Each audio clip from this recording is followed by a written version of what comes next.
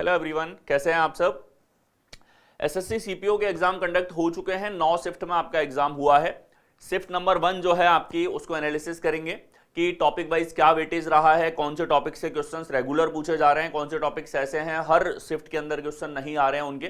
ठीक है, सबसे पहले एनालिसिस करेंगे हम लोग 9/11/2022 की शिफ्ट नंबर 1। ये आपका पहला पेपर था एसएससी सीपीओ का। 3 दिन में आपके एग्जाम कंडक्ट हुए हैं, 3 शिफ्ट डेली, टोटल 9 शिफ्ट। ठीक है, देखिए यहां पर हमारे पास में शिफ्ट नंबर 1 है और ये जो शिफ्ट है इसके पीडीएफ ऑलरेडी अपलोड हो चुके हैं।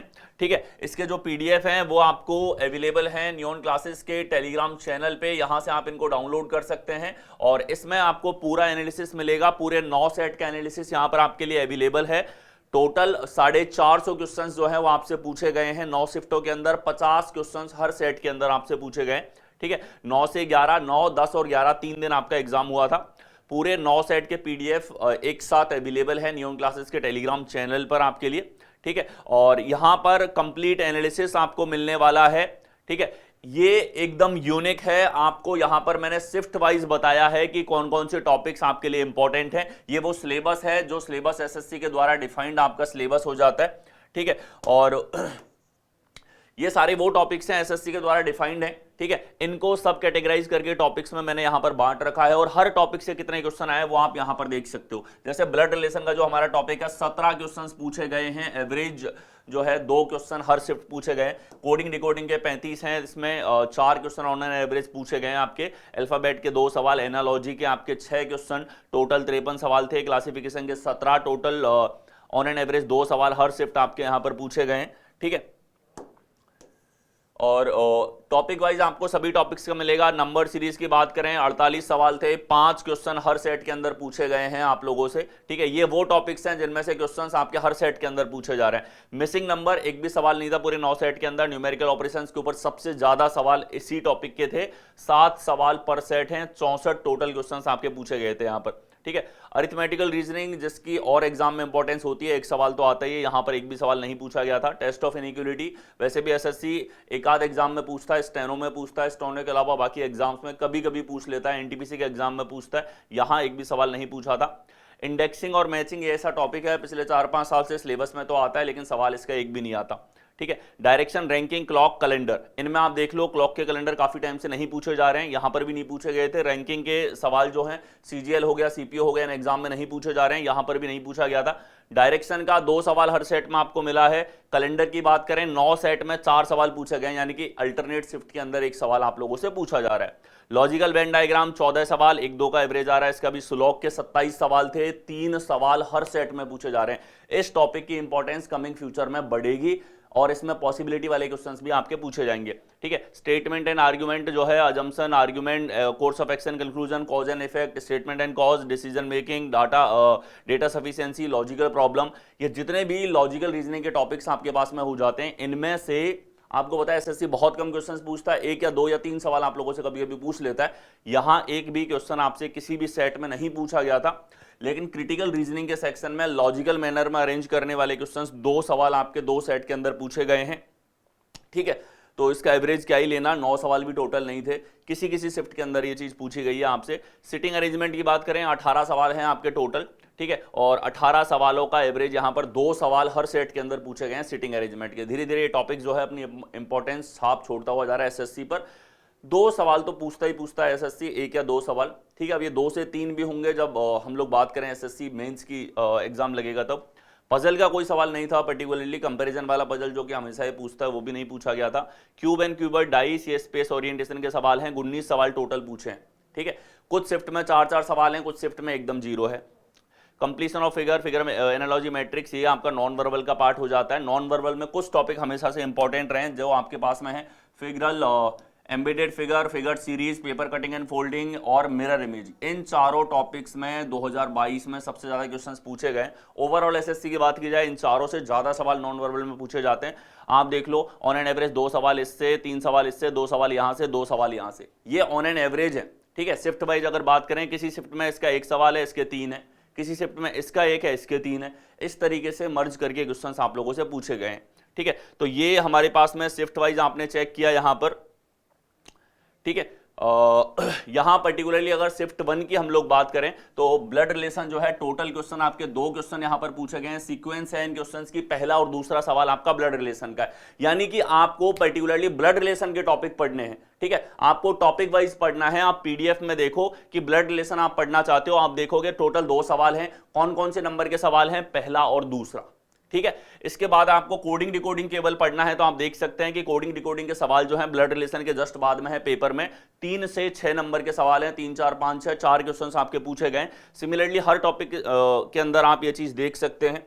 ठीक है, देखो अल्फाबेट टेस्ट जो है आपका वो 7वें नंबर का सवाल है। एनालॉजी जो है 6 क्वेश्चन पूछे गए हैं, 8 नंबर से 13 नंबर तक। ये पेपर की सीक्वेंसिंग यहां पर मैंने दे रखी है। ठीक है, एकदम यूनिक है। रीजनिंग को रीजनिंग हो गई, मैथ्स हो गई, जीके हो गई, इंग्लिश हो गई, सभी में आपको पूरा मैटर जो है इस तरीके से एनालिसिस की फॉर्म में मिलेगा। ठीक है, आप पीडीएफ देख करके और उसके सॉल्यूशंस देख सकते हो। पीडीएफ के सॉल्यूशंस भी आपके लिए मैं लेकर के आने वाला हूं, साथ ही इनके वीडियो सॉल्यूशंस बहुत जो है वो भी आपको मिलेंगे। वीडियो सॉल्यूशंस में भी आप क्वेश्चन वाइज चेक कर सकते हो, कौन से क्वेश्चन पर आपको जाना है वो पीडीएफ नंबर में आपको मिल जाएगा। ठीक है, इसी प्रकार से ये सेक्शन 2 है। सेक्शन 2 में जो टॉपिक्स आ जाते हैं वो सारे के सारे आपके नंबर बेस्ड रीजनिंग के हो जाते हैं, जैसे नंबर सीरीज हो गया, ट्रेंड हो गया, numerical operation, symbolic operation, arithmetical reasoning, inequality. ठीक है, और इनको मैंने टॉपिक्स में बांट रखा है इसी तरीके से, number series, missing number, numerical operation, arithmetical reasoning और टेस्ट ऑफ इनइक्वालिटी। ये टॉपिक स्टार एकदम इन टॉपिक से क्वेश्चन पूछे जाने ही जाने हैं। ठीक है, निश्चित तौर पर। मिसिंग नंबर क्वेश्चन किसी से कहीं कहीं पूछता है एसएससी के एग्जाम में, इंपॉर्टेंट है एसएससी के अकॉर्डिंग, लेकिन यहाँ एक भी सवाल नहीं पूछा गया था। ठीक है, अर्थमेटिकल रीजनिंग का एक भी सवाल नहीं पूछा गया था। जनरली इसके ऊपर एक सवाल तो पूछा जाता है। टेस्ट ऑफ इनइक्वालिटी से सवाल नहीं थे इसके अंदर। इंडेक्सिंग और मैचिंग इससे तो एसएससी पूछता ही नहीं है, बस सिलेबस में इसको मेंशन करता है। डिस्टेंस एंड डायरेक्शन के 2 सवाल हैं आपके, कौन कौन से नंबर के? 31 और 32 हैं। इसी प्रकार से कैलेंडर का 1 सवाल है, क्वेश्चन नंबर 33। नेक्स्ट हमारे पास ये सेक्शन 3 के टॉपिक हो जाते हैं। ठीक है, सेक्शन 3 में हमारे पास में यहाँ पे लॉजिकल रीजनिंग हो जाती है, नॉन वर्बल रीजनिंग हो जाती है और आपके पजल का सेक्शन इसके अंदर हो जाता है। ठीक है, यहाँ देखो लॉजिकल वेन डायग्राम का जो है आपके पास में 1 सवाल पूछा है, 34 नंबर का सवाल है। सुलॉक के 3 सवाल पूछे हैं, मैंने आपको बता दिया था। स्टैंडर्ड 3 क्वेश्चन आपके हर सेट में पूछे हैं, 35 से 37। ठीक है, स्टेटमेंट एंड अजम्पशन जो हैं और ये सारे लॉजिकल के जितने भी टॉपिक हैं इनके 0 क्वेश्चंस पूछे हैं। क्रिटिकल रीजनिंग के कुछ सवाल कुछ शिफ्टों में पूछे हैं, यहाँ आपका नहीं सवाल पूछा गया है। नेक्स्ट आ जाएंगे सिटिंग अरेंजमेंट के 2 सवाल हैं, 38 39। पजल के हमारे पास 0 क्वेश्चंस हैं। क्यूब एंड क्यूबॉइड की बात करें तो यहां से क्वेश्चन नहीं पूछा गया था आप लोगों का। डाइस के सवाल पूछे गए और आप सवाल देखो 4 क्वेश्चंस डाइस के पूछ रखे। ठीक है, तो ये नॉन नॉर्मल का सेक्शन हो जाता है और कुछ शिफ्ट के अंदर 0 भी पूछे हैं। यहां आप लोगों से 4 क्वेश्चन पूछ रखे हैं, 2 सवाल एम्बेडेड के, 3 हमारे पास फिगरल के हैं, 2 हमारे पास मिरर एंड वाटर इमेज के हैं। तो ये मिरर और वाटर इमेज 49 और 50वां सवाल, ये 1 से लेकर 50 तक के क्वेश्चंस की सीक्वेंसिंग आपको पीडीएफ के अंदर अवेलेबल है। ये इसका एनालिसिस है, टॉपिक वाइज ये डिस्ट्रीब्यूशन रहा है इस पर्टिकुलर पेपर के अंदर। ठीक है, तो आइए स्टार्ट करते हैं क्वेश्चन नंबर 1 से। हेलो एवरीवन, वेलकम टू न्यून क्लासेस। जैसा कि आप जानते हैं सीपीओ का एग्जाम जो है कंडक्ट हो चुका है। इसी महीने आपका एग्जाम हुआ है। 9 शिफ्टों के अंदर आपका एग्जाम कंडक्ट करवाया गया है। एक दिन में 3 शिफ्ट, यानी कि 3 दिन के अंदर 9 पेपर्स के अंदर सीपीओ का एग्जाम कंडक्ट हुआ है। ठीक है, हम लोग डिस्कस करने वाले हैं पूरे 9 सेट के पेपर्स को यहां पर डिस्कस करेंगे। शुरुआत होगी आपकी 9 तारीख की शिफ्ट नंबर 1 से। ठीक है, तो पहले एक बार सेशन को लाइक कर दो। बहुत मेहनत की गई है आप लोगों के लिए इन क्लासेस में, सारे कॉन्सेप्ट बेस्ट मिनिमल अप्रोच के साथ में आपके लिए लाए जा रहे हैं यहां पर। ठीक है, तो लाइक कर दीजिए सेशन को। आइए स्टार्ट करते हैं क्वेश्चन नंबर 1 से। क्वेश्चन नंबर 1 आप लोगों के सामने है। ये आपका कोडेड ब्लड रिलेशन से पूछा गया सवाल है। ठीक है, देखिए ए हैशटैग बी का मतलब A is the mother of B, ए@b, सभी में देख लो ए के बाद बी है, यानी कि फॉरवर्ड कोडिंग है। ठीक है, फॉरवर्ड कोडिंग है तो पढ़ने में भी आपको फॉरवर्ड के रूप में ही पढ़ना है। जैसे देखो W#Q, WQ का केवल ये देखो क्या लगेगा, तो हैशटैग के लिए हमारे पास में आ रहा है माँ, तो ये हो जाएगा W जो है माँ है, किसकी माँ है? Q की। आगे देखो Q@T, इसका मतलब हो जाएगा QT का। QT का क्या लगेगी? सिस्टर लगेगी, तो Q सिस्टर है, किसकी सिस्टर है? T की सिस्टर है। आगे आ जाओ T&Y, T&Y का मतलब क्या हो जाएगा? TY का पिता है, तो T जो है Y का पिता है, एक जनरेशन ऊपर होगा। आगे देखेंगे Y@M, इसका मतलब है YM का बहन है, तो y बहन है, किसकी बहन है, m की बहन है। आगे देखेंगे m परसेंटेज k, इसका अर्थ हमारे पास क्या होगा, m k का क्या लगेगा, परसेंटेज का मतलब है पत्नी, तो m पत्नी है, किसकी पत्नी है, k की पत्नी है। ये पूरा चार्ट बन जाएगा सभी के बीच रिलेशन का, और जितना जल्दी आप इसको पढ़ रहे हो उतना जल्दी आप डायग्राम बनाओगे, ज्यादा समय आपको नहीं लगेगा, 5-7 सेकंड में डायग्राम आपका डन है। फिर कुछ ही पूछ ले आपसे के टी किस प्रकार संबंधित है, तो के जो है टी से किससे पूछा है, 2t यानी कि t से किस प्रकार संबंधित है, तो t का k क्या लगने वाला है, t की बेटी, और बेटी का जो हस्बैंड होगा वो दामाद लगेगा। तो डॉटर्स हस्बैंड हमको कौन से विकल्प में दे रखा है, सी ऑप्शन। ठीक है, सन इन लॉ ना देकर के इन्होंने क्या लिखा था यहाँ पे, डॉटर्स हस्बैंड। ठीक है, यानी कि बेटी का पति जो है, इस तरीके से विकल्प आपका सेट किया गया था। तो यहां ये लोग चेक करते हैं कि आप रिलेशंस को रिलेट कर पाते हैं क्या। ठीक है, कॉम्प्लिकेटेड टर्म्स में कुछ लिखा हुआ है उसको सिंप्लीफाई कितना जल्दी आप कर पाते हैं, इसकी टेस्टिंग ऐसे ऑप्शंस के थ्रू और कई बार ये सवालों में भी जानकारी दी जाती है। तो फॉरवर्ड रीड इसको करना होता है, अगर बैकवर्ड कोडिंग होती बैकवर्ड रीड हम लोग करते, एक बार दिमाग में पता है कि फॉरवर्ड या बैकवर्ड है, फिर दोबारा देखने के लिए केवल ये मैच करना है, हैशटैग माँ @बहन एंड का पिता और परसेंटेज का पत्नी, इतना मैचिंग आप देखते हो तुरंत डायग्राम बनाते टाइम। ठीक है, तो इसमें जो टाइम डिक्रीज होगा किसमें होगा, ठीक है, कि आप फॉरवर्ड या बैकवर्ड कोडिंग देखो, फिर यहां पढ़ रहे हो इतने में ही आप रिलेट कर पा रहे हो, फिर सिर्फ मैच करोगे आपकी किसके लिए कौन सा रिलेशन आएगा। ठीक है, नेक्स्ट चलेंगे, क्वेश्चन नंबर 2, ये भी आपका कोडेड ब्लड रिलेशन से पूछा गया सवाल है, सेम कॉन्सेप्ट है हमारे पास में। ठीक है, देखें $Q, सारी कोडिंग हमारे पास XY यानी कि फॉरवर्ड कोडिंग है, रीड करने का तरीका वही होगा। PQ का डॉलर के लिए देख लो क्या है, पुत्र है, तो P जो है पुत्र है, किसका पुत्र है, Q का पुत्र है। आगे देखो Q #V, QV का क्या लगेगा हमारे पास में, मां लगेगा, तो Q मां है, किसकी मां है, V की मां है, P की भी मां है, V की भी मां है। आगे देखो V @B यानी कि B का क्या लगने वाला है, पति लगने वाला है, तो V पति है, किसका पति है, B का पति है, तो B इसकी पत्नी हो जाएगी। ये पूरा रिलेशन हो गया। पूछा है P B से किस प्रकार संबंधित है, ये P जो है ये B से कैसे रिलेट होगा, B के पति का भाई है, और पति का भाई क्या हो जाता है, हस्बैंड्स ब्रदर। डायरेक्ट वही टर्म आपकी लिख रखी है, पति का भाई।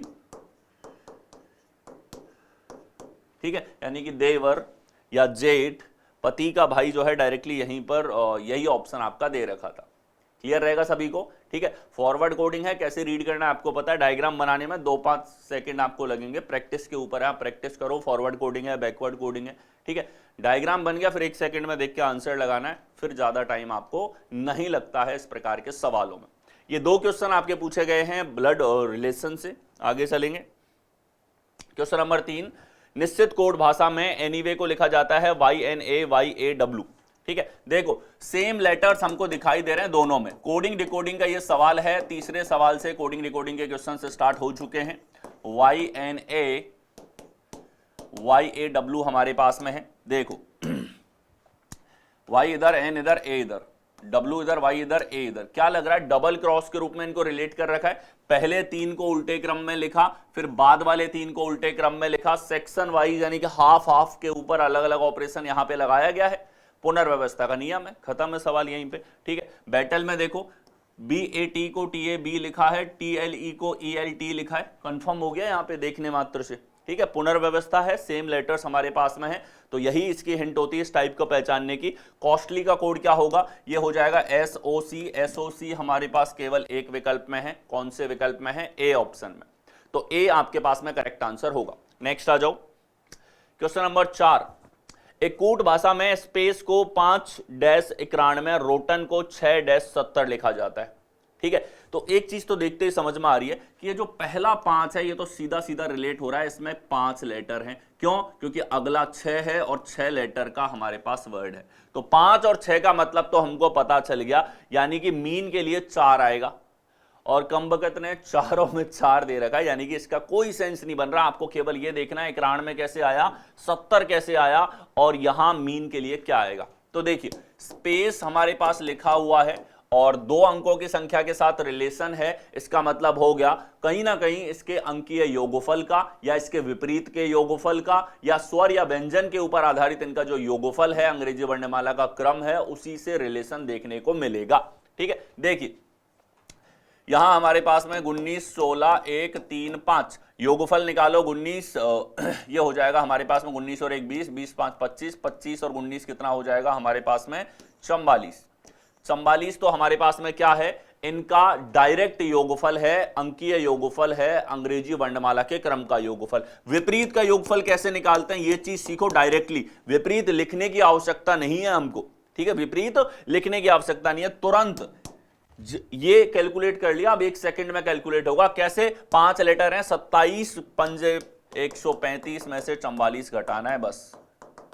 ठीक है, 27 का पहाड़ा याद कर लो, तुरंत 44 घटाने पर क्या आएगा, वो विपरीत का योगफल हमारे पास में यहां पर होगा। 1 बचा, इधर बचा हमारे पास में 9। विपरीत का योगफल है 91। अब हम सीधा सीधा देख सकते हैं 91 जो लिया है इन्होंने, ये विपरीत का योगफल यहां पर ले रखा है, अपोजिट सम यहां पर लिया गया है। ठीक है, रॉटन का कोड क्या हो जाएगा हमारे पास में, यहां 70 आपको दे रखा है, तो विपरीत का योगफल इन्होंने लिया है, तो मीन में विपरीत का योगफल निकालो। तो अब हमें विपरीत का योगफल लेना है, तो विपरीत लिख लो एक बार, Z और यहां M, तो ये दोनों तो विपरीत हैं, इनका योगफल 27 प्लस 22 प्लस 26 कितना आ जाएगा, ये हमारे पास में 7 2 9 और 6 15, 15 हो जाएगा 75। तो 75 कौन से विकल्प में है, ए ऑप्शन में आप लोगों को दे रखा है। ए आपका यहां पर करेक्ट आंसर होगा। पहला नंबर ऑफ लेटर और दूसरा हमारे पास में किससे रिलेट किया है, उसके विपरीत के योगफल के साथ में। ठीक है, आगे बढ़े।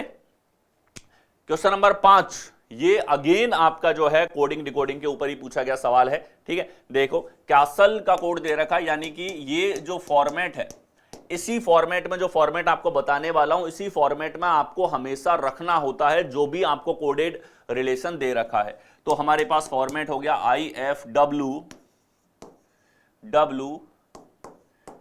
NF, तो 6 14 23 23 6 9 3 1 19 20 12 5। आप देखो 5 से 6 आ रहा है, प्लस का 1 है, 12 से 14 प्लस का 2 प्लस 3, 19 से 24 प्लस 4 प्लस का 5 प्लस का 6। रिलेशन तो पहले से पहले में लगाया है इसने, साफ देखने पे पता लग रहा है हमको फर्स्ट से फर्स्ट का रिलेशन है। 3 तरह के पैटर्न बनते हैं हमारे पास में, पहला फर्स्ट से फर्स्ट का रिलेशन, फर्स्ट से लास्ट का रिलेशन, और तीसरा बनता है हमारे पास में क्रॉस। ये 3 पैटर्न जो हैं, इन 3 पैटर्न में पूरा गेम होता है, इन तीनों में से किसी एक प्रकार से इनको रिलेट किया जाता है। ठीक है, और ये 3 हमने किससे, कैसल के साथ में देखे। अगर कैसल के साथ ये तीनों पैटर्न मैच नहीं होते तब आप इसका विपरीत लिखो, फिर तीनों पैटर्न लगाओ। अगर विपरीत के साथ भी तीनों पैटर्न में से कोई सा नहीं है तो इसका इंक्रीजिंग या डिक्रीजिंग ऑर्डर लिखो और उसके साथ आप ये तीनों पैटर्न चेक करो। ये पूरा प्रोसीजर होता है कोडिंग डिकोडिंग में, लेटर से लेटर का कूट पहचानने का। इनमें से कोई ना कोई एक पैटर्न आपका होता है। अब देखो ड्राइवर का कोड यहां पर लेना है, तो ड्राइवर में भी R से S प्लस का 1 प्लस 2 प्लस 3 प्लस 4 प्लस का 5 है, प्लस का 6 है, बिल्कुल ठीक है। रिलेशन यहां पर तो फीमेल का रिलेशन क्या होगा हमारे पास में, देखो यहां प्लस का 1 होगा तो F आएगा, F हमारे पास 2 विकल्पों में है। ठीक है, अगला देखें यहां प्लस का 2 होगा तो ये हो जाएगा हमारे पास में N, तो NF D ऑप्शन के अंदर है, तो D हमारे पास में करेक्ट आंसर यहां पर होगा। ठीक है, प्लस का 6 करोगे F में तो L आ जाएगा, फर्स्ट लेटर भी हमारे पास ठीक है, फर्स्ट लेटर से एक बार में आ जाता, लास्ट से चेक किया तो 2 लेटर्स हमको चेक करने पड़े। यानी कि हमने इन्वेस्ट किया अपने समय को यहां पैटर्न देखने में। ठीक है, और ये आपको जरूर करना है। इससे क्या होगा कि कोई भी सिली मिस्टेक जो हो सकती है जल्दबाजी में, एक तो वो नहीं होगी, दूसरा पूरा आप वेरीफाई यहां पर कर पाएंगे अच्छे से। एक बार लॉजिक कंफर्म हो गया आपको, उसके बाद आप नहीं रुकोगे, फिर तो आप केवल यहां पे मेंटल कैलकुलेशन से ऑप्शन यहां पे सेट कर सकते हो। ठीक है, एलिमिनेट करके देख सकते हो, एलिमिनेशन लगा सकते हो। ठीक है, आगे चलें। नेक्स्ट आओ क्वेश्चन नंबर 6। एक कूट भाषा में विनर को लिखा जाता है XJOOFS। ठीक है, देखो विनर जो है इसको लिखा गया है XJOOFS, डबल एन है डबल ओ है, पहले से पहले की संभावना ज्यादा लग रही है। देखिए 23 9 14 14 5 18 19 6 15 15 10 24। क्या रिलेशन है? प्लस का एक प्लस का एक plus one plus one plus one plus one. पहले से पहले का रिलेशन है, एक बार फिर से, और बहुत ही सिंपल सा लॉजिक लगाया है। प्लस का वन आपको करना है प्रत्येक लेटर की स्थिति के अंदर। तो कार्टून का कोड हमारे पास में क्या हो जाएगा? सी से होगा डी, एन से होगा हमारे पास में ओ। तो लास्ट में ओ केवल एक विकल्प में है। कौन से विकल्प में? सी ऑप्शन में। ठीक है, यानी कि हमने समय जो है इन्वेस्ट करना है यहां पैटर्न देखने में, और ये आप जरूर करोगे। आदत डाल लो, हमेशा इसी फॉर्मेट में आपको लिखना है। पहले से पहले का कूट है, पहले से आखिरी का कूट है, क्रॉस का कूट है, सारे कोड आपको दिखाई देंगे। ठीक है, यहीं आपको 3 पैटर्न्स होते हैं। विनर में लगा दिया, विनर के अपोजिट लेटर्स में चेक कर सकते हैं, तीनों में से लग रहा है तो इसके अल्फाबेटिकल इंक्रीजिंग ऑर्डर या डिक्रीजिंग ऑर्डर में चेक कर सकते हैं, इन तीनों में से कोई पैटर्न है क्या। ठीक है, ये आप चेक करते हो, इतने में आप पैटर्न्स का यहाँ पे पता लगा सकते हैं। क्लियर है? नेक्स्ट आ जाओ, क्वेश्चन नंबर 7 पे आ जाओ। ठीक है, हमने देखा 3 नंबर से 6 तक 4 सवाल जो हैं वो आप लोगों के पूछे गए कोडिंग डिकोडिंग से। अब आ गया अल्फाबेट टेस्ट का सवाल, अंग्रेजी वर्णमाला का, जो आपको पता है कि एसएससी के एग्जाम में जरूर आपसे पूछा जाता है। ठीक है, तो देखो यहां हमारे पास में इन सवालों में हम क्रम लेते हैं लेटर्स के अकॉर्डिंग। पहले लेटर से क्रम देखो, अगर पहले सारे समान है तो दूसरे पे आते हैं, दूसरे सारे समान है तीसरे पे जाते हैं, जब तक हमको अलग नहीं दिखाई देता। ठीक है, तो देखो इसमें डायरेक्ट अप्रोच ये होगी, सबसे पहले ये देख लो कितने लेटर समान है। तो ये 2 लेटर हमारे पास सभी में समान हैं, तो दिमाग को मैसेज दो कि 2 लेटर से हमारा कोई मतलब नहीं है, हम सीधा तीसरा अक्षर लिखने वाले हैं। तो पेन कितना चलेगा? थर्ड लेटर है हमारे पास में 20 20 20, यहां भी 20, यहां 12, तो 5 से शुरुआत होगी। 5 से शुरुआत सभी में हो रही है। ठीक है, 5 से शुरुआत सभी में हो रही है, इससे कोई फायदा नहीं हुआ हमको। ठीक है, इसमें अगला है 8, यहां अगला है 8, यहां 18, यहां 18, ये दोनों पहले आएंगे। 1 और 2 स्टार्टिंग में आने चाहिए, 1 2 यहां पर हैं, इसमें नहीं है। ठीक है, इनमें भी क्रम अगर देखा जाए 1 और 2 का, तो ये 8 के बाद में 15, 8 के बाद में 1, 2 के बाद 1 आएगा, 2 के बाद इसमें 1 है। 3 और 4 में कंपेयर करो, 18 के बाद में 9, 18 के बाद 15, 3 के बाद 4, यानी कि ए ऑप्शन आपका करेक्ट आंसर होगा। ठीक है, बस इसमें ऑप्शंस को साथ लेके चलो। कुछ सवालों में आप जो है केवल एक अक्षर लिखते ही क्रम निकाल पाते हैं। ठीक है, जितना जल्दी ऑप्शन मिलेगा उतना जल्दी टिक करेंगे। पूरे कंपैरिजन की आवश्यकता हमको बहुत कम सवालों में पड़ती है। तो ये थॉट प्रोसेस हो गया यहां पे टाइम बचाने का। आगे आ जाओ, क्वेश्चन नंबर 8। उस शब्द जोड़ी का चयन करें जो नीचे दिए गए शब्दों की जोड़ी में व्यक्त किए गए समान संबंध का सबसे अच्छा प्रतिनिधित्व करता है। शब्दों को सार्थक अंग्रेजी शब्द माना जाना चाहिए और शब्द में अंग्रेजों की अक्षरों की संख्या व्यंजनों स्वरों की संख्या के आधार पर एक दूसरे से संबंधित नहीं होना चाहिए। ठीक है, देखो इंग्लिश में अल्फाबेट जो है उनकी काउंटिंग के आधार पर लॉजिक नहीं लगाना, यहां एनालॉजी देखनी है, शब्दों में क्या एनालॉजी होगी वास्तव में। तो लैंड और बोरो, ठीक है, तो देखो एक होता है किसी को पैसा देना, उधार पे पैसा देना, एक होता है उसको वापस मांगना, उधार उससे वसूलना। ठीक है, तो दोनों एक दूसरे के क्या हैं? विपरीत हैं, अपोजिट हैं। वही रिलेशन आपको दे रखा है लैंड का रिलेशन बोरो से, उधार देना और उधार लेना। ठीक है, बोरो मतलब उधार लेना। तो ये हमारे पास में दोनों रिलेशन है। अब हमसे पूछा गया यहाँ पे 4 विकल्पों में कि कौन सा सेम एनालॉजी आपके पास में होगी, वही जोड़ी का चयन करो। नीचे दिए गए शब्दों की जोड़ी में व्यक्ति के समान संबंध का सबसे अच्छा प्रतिनिधित्व करेगा। समान रिलेशन, हैप्पी जॉयस। ठीक है, जॉयस का मतलब भी होता है आप खुश हैं, हर्षित हैं आप। ठीक है, तो ये दोनों तो सिनोनिम हो गए। अगला देखो, स्टर्न और स्ट्रिक्ट। ठीक है, अगला है एक्साइटिंग और बोरिंग।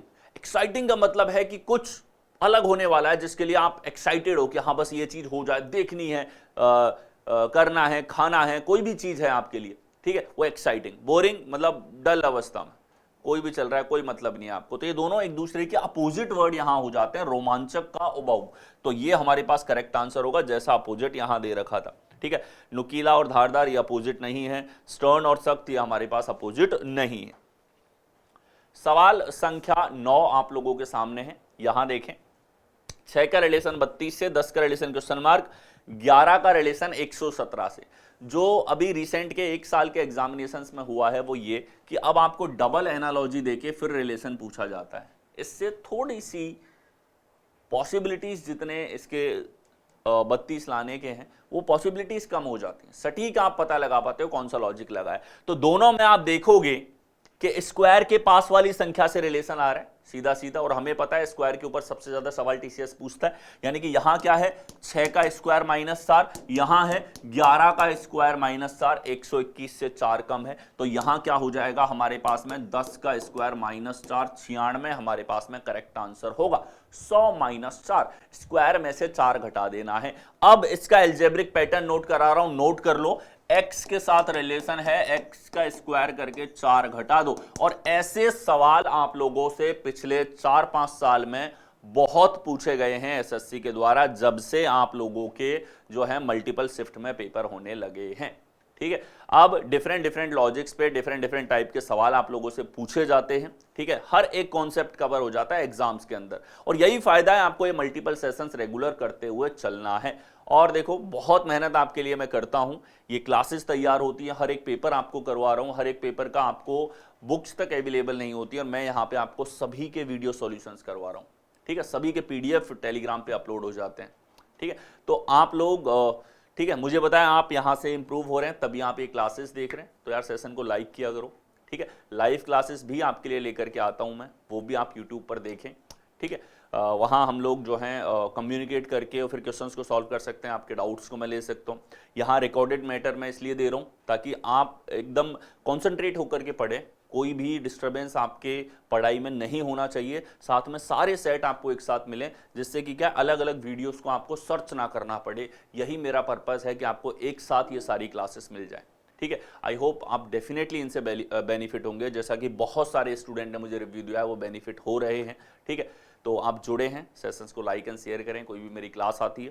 ठीक है, जो भी आपके फ्रेंड है तैयारी कर रहे हैं उनको सजेस्ट करो, उनको बताओ कि किस लेवल पे मेहनत आपके लिए यहाँ पर की जा रही है। एकदम एग्जाम ओरिएंटेड है, गोल ओरिएंटेड है, आपको आपके लक्ष्य तक पहुंचाने के लिए जो मेहनत होनी चाहिए उस लेवल की मेहनत आपको यहाँ दिखाई दे रही है। आप भी मेहनत करें और इसको शेयर करें सभी फ्रेंड्स के साथ। क्वेश्चन नंबर 10, ये भी आपका डबल एनालॉजी पे, यानी कि यहां एनालॉजी आपकी दे रखी है, यहां एनालॉजी दे रखी है। ठीक है, और संख्याएं देख करके एक बार में बता पाओगे आपकी किसका लॉजिक लगाना चाह रहा है। यहां 2 से 9 आया, तो एक बार तो 2 का 4 गुना है, 5 गुने से 1 कम है, लेकिन यहां क्लियर है कि कुछ गुना नहीं किया, सीधा सीधा क्यूब कर रखा है, क्योंकि 6 का क्यूब 216, 2 का क्यूब 8 है, क्यूब के पास वाली संख्या है, तो यहां 2 का क्यूब प्लस 1 है, यहां 6 का क्यूब प्लस 1 है, तो यहां 9 का क्यूब प्लस 1 होगा, यानी कि 729 प्लस 1 730, एक ही विकल्प है ए ऑप्शन। ठीक है, ए आपका यहां पर करेक्ट आंसर होगा। क्या रिलेशन लगा है, x का रिलेशन है x क्यूब प्लस 1 के साथ में। ठीक है, कौन से विकल्प में आपको दिया गया था, ए ऑप्शन के अंदर आपको ये दिया गया है। नेक्स्ट आ जाओ, ये मैम के बुक्स हैं, और ये बुक्स जो हैं प्रूवन बुक्स हैं। सीपीओ जो है, सीपीओ के अंदर इंग्लिश का बहुत इंपॉर्टेंस है, आप जानते हो मेंस इंग्लिश का ही होता है, और ये बुक डिजाइन कर रखी है कॉम्प्रिहेंशन पार्ट को इंप्रूव करने के हिसाब से, वॉकैब को इंप्रूव करने के हिसाब से। ठीक है, ये क्लासेस डेफिनेटली आपको देखनी चाहिए। ठीक है, और ये फुली रिवाइज्ड वर्जन और हैं ये सारी बुक्स, अमेजन और फ्लिपकार्ट से आप इनको ऑर्डर कर सकते हैं। क्वेश्चन नंबर 11 पे आ जाओ, उस शब्द जोड़ी का चयन करें जो नीचे दिए गए शब्दों की जोड़ी में व्यक्त दिए गए समान संबंध का सबसे अच्छा प्रतिनिधित्व करता है। डायरेक्शन को थोड़ा सा बदला है इन्होंने इस बार, मतलब डायरेक्शंस को बेटर कर रहे हैं, इंप्रूव कर रहे हैं आपके एक्सपीरियंस को, और ये होना भी चाहिए। ठीक है, तो कई स्टूडेंट कंफ्यूज होते थे कि इसमें अक्षरों का संबंध लगाया जाए, कोडिंग डिकोडिंग लगा दी इसमें, जो नहीं लगनी चाहिए, आप समझते हैं अच्छे से। ठीक है, तो वो आपको नहीं लगानी है, शब्दों में रिलेशन देखना है। चिकन पॉक्स और वायरस, तो हमें पता है चिकन पॉक्स जो बीमारी है वो किसके कारण होती है, उसकी जड़ होती है वायरस, वायरस की वजह से वो बीमारी जो है वो आपके होती है। और आपसे पूछा है एंथ्रेक्स जो है वो किसके कारण होगी, तो एंथ्रेक्स जो हमारे पास में है ये होता है बैक्टीरिया के कारण। ठीक है, बैक्टीरिया के कारण आपको जो है वो एंथ्रेक्स रोग होता है, जिस तरीके से वायरस के कारण चिकन पॉक्स आपको होता है। ठीक है, तो सेम एनालॉजिकल रिलेशन जो है वो आपको विकल्प के अंदर देखना था। सवाल संख्या 12 पे आ जाओ। ठीक है, यहां आपको 2 सेट दे रखे हैं, डायरेक्शन क्या दी गई है, select the set in which the numbers are related in the same way as are the numbers of the following set, operation should be performed on the whole number, पूरे number पे operation लगना चाहिए without breaking down the numbers into constituent digits. ठीक है, digits में break मत करो। 13 है तो पूरे 13 पे ऑपरेशन लगाओ, 1 और 3 पे अलग अलग ऑपरेशन मत लगाओ। अगेन ये अच्छी चीज है जो नोट डाल डाल के ये क्वेश्चंस में क्लियर करते हैं, क्योंकि इसकी वजह से बहुत स्टूडेंट्स को कंफ्यूजन होता था। ठीक है, साथ ही ज्यादा पॉसिबिलिटी जो है वो बनती थी हमारे पास में लॉजिक्स की। ठीक है, बहुत बेहतर चीज करी है, पूरी संख्या पे ऑपरेशन लगाओ। ठीक है, यहां देखो 23, 308 और 15, तो यहां हमारे पास में ये दोनों जो हैं ये गणित में सेट कहलाते हैं। और सेट क्या होता है? सेट का मतलब है समुच्चय। ठीक है, समुच्चय। यहां हिंदी में आपको ये सेम सवाल दे रखा है, ये दोनों हमारे पास में समुच्चय हैं। और समुच्चय जो है, समुच्चय में तीन संख्याएं किसी न किसी संबंध के आधार पर आपस में कनेक्टेड होती हैं, एक दूसरे से जुड़ी हुई होती हैं। ठीक है, आपको उसी रिलेशन का पता लगाना होता है। और दो सेट हैं, यानी कि कंफर्म हो जाओगे कौन सा एक तर्क इसके अंदर लगा है। उस तर्क से ऐसे बहुत सारे सेट और बनाए जा सकते हैं। फिर ये पूछता है कि इन चारों में से ऐसा सेट आपको कहां पर दिखाई दे रहा है, उसी लॉजिक के आधार पर। ठीक है, तो देखो यहां हमारे पास में दो संख्याएं छोटी हैं, 23। ठीक है, 23 हमारे पास में छोटा है और 15 है, और इससे 308 लेकर के आना है। तो हम देख सकते हैं कि 15 और 23 जो है इनका स्क्वायर किया जाए तो स्क्वायर के लगभग पास की संख्याएं भी हैं। साथ ही 308 जो है हमारे पास में जो संख्या है कहीं ना कहीं प्रोडक्ट से भी आ सकती है, तो इसके फैक्टर भी हम देखेंगे, यहाँ स्क्वायर क्यूब भी हम लगाएंगे। हर एक पॉसिबिलिटी आपको देखनी पड़ेगी। स्क्वायर है 225 और 23 का 529। ठीक, इन दोनों का डिफरेंस हमारे पास में जो है ये नहीं होगा। ठीक है, और देखो इसके फैक्टर कर लेते हैं, फैक्टर से भी हमको डायरेक्टली हिंट मिल जाती है। 308 के अगर आप फैक्टर करेंगे तो इसमें हमारे पास में देखो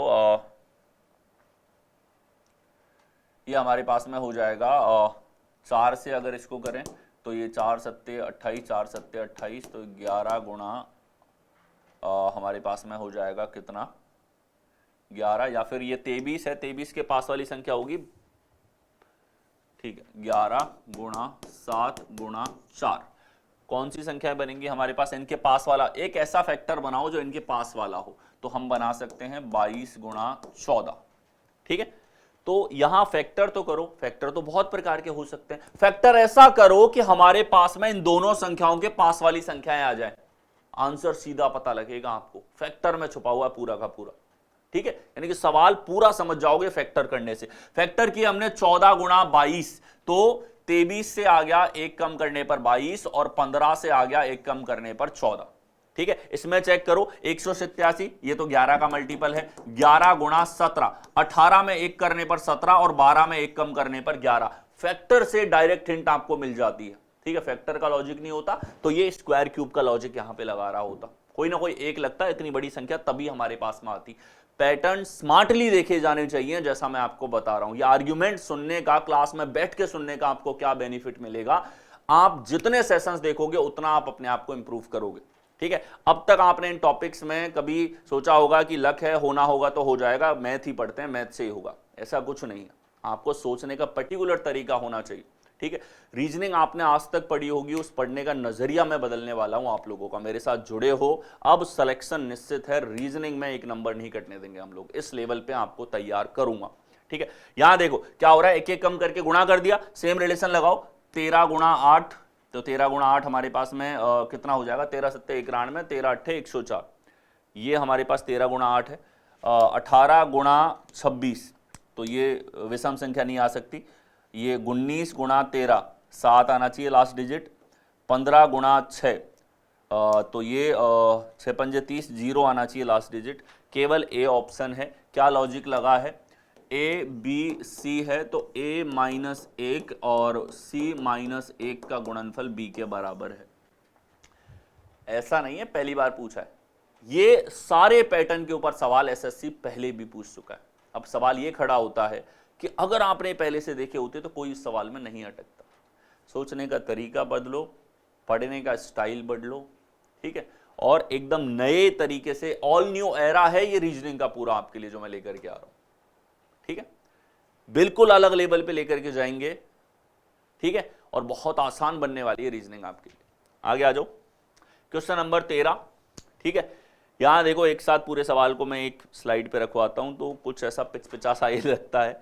कुल मिला के डायरेक्शन आप समझ चुके हैं, इस नोट के अंदर साफ लिखा रहता है, पूरी संख्या पे आप ऑपरेशन लगाएंगे 13 का एग्जाम्पल देने के साथ ही ऊपर लिखा रहता है कि आपको सेट देना है जिसके अंदर यही रिलेशन और जो रिलेशन इन दोनों के अंदर है। सेट है, सेट में देखो 17 और 12 से 612 आ रहा है। फिर से इतनी बड़ी संख्या यानी कि कहीं ना कहीं या तो स्क्वायर क्यूब का रिलेशन है या फिर इसके फैक्टर देखकर आइडिया हो जाएगा। ठीक है, दूसरा है 6, 14, 252।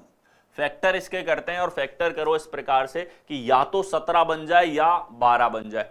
ठीक है, 17 का गुणज है क्या ये, तो ये देखे 17 तिया 51 और ये बनेगा हमारे पास में 102, तो 17 छिकी कितना हो जाएगा हमारे पास में 102।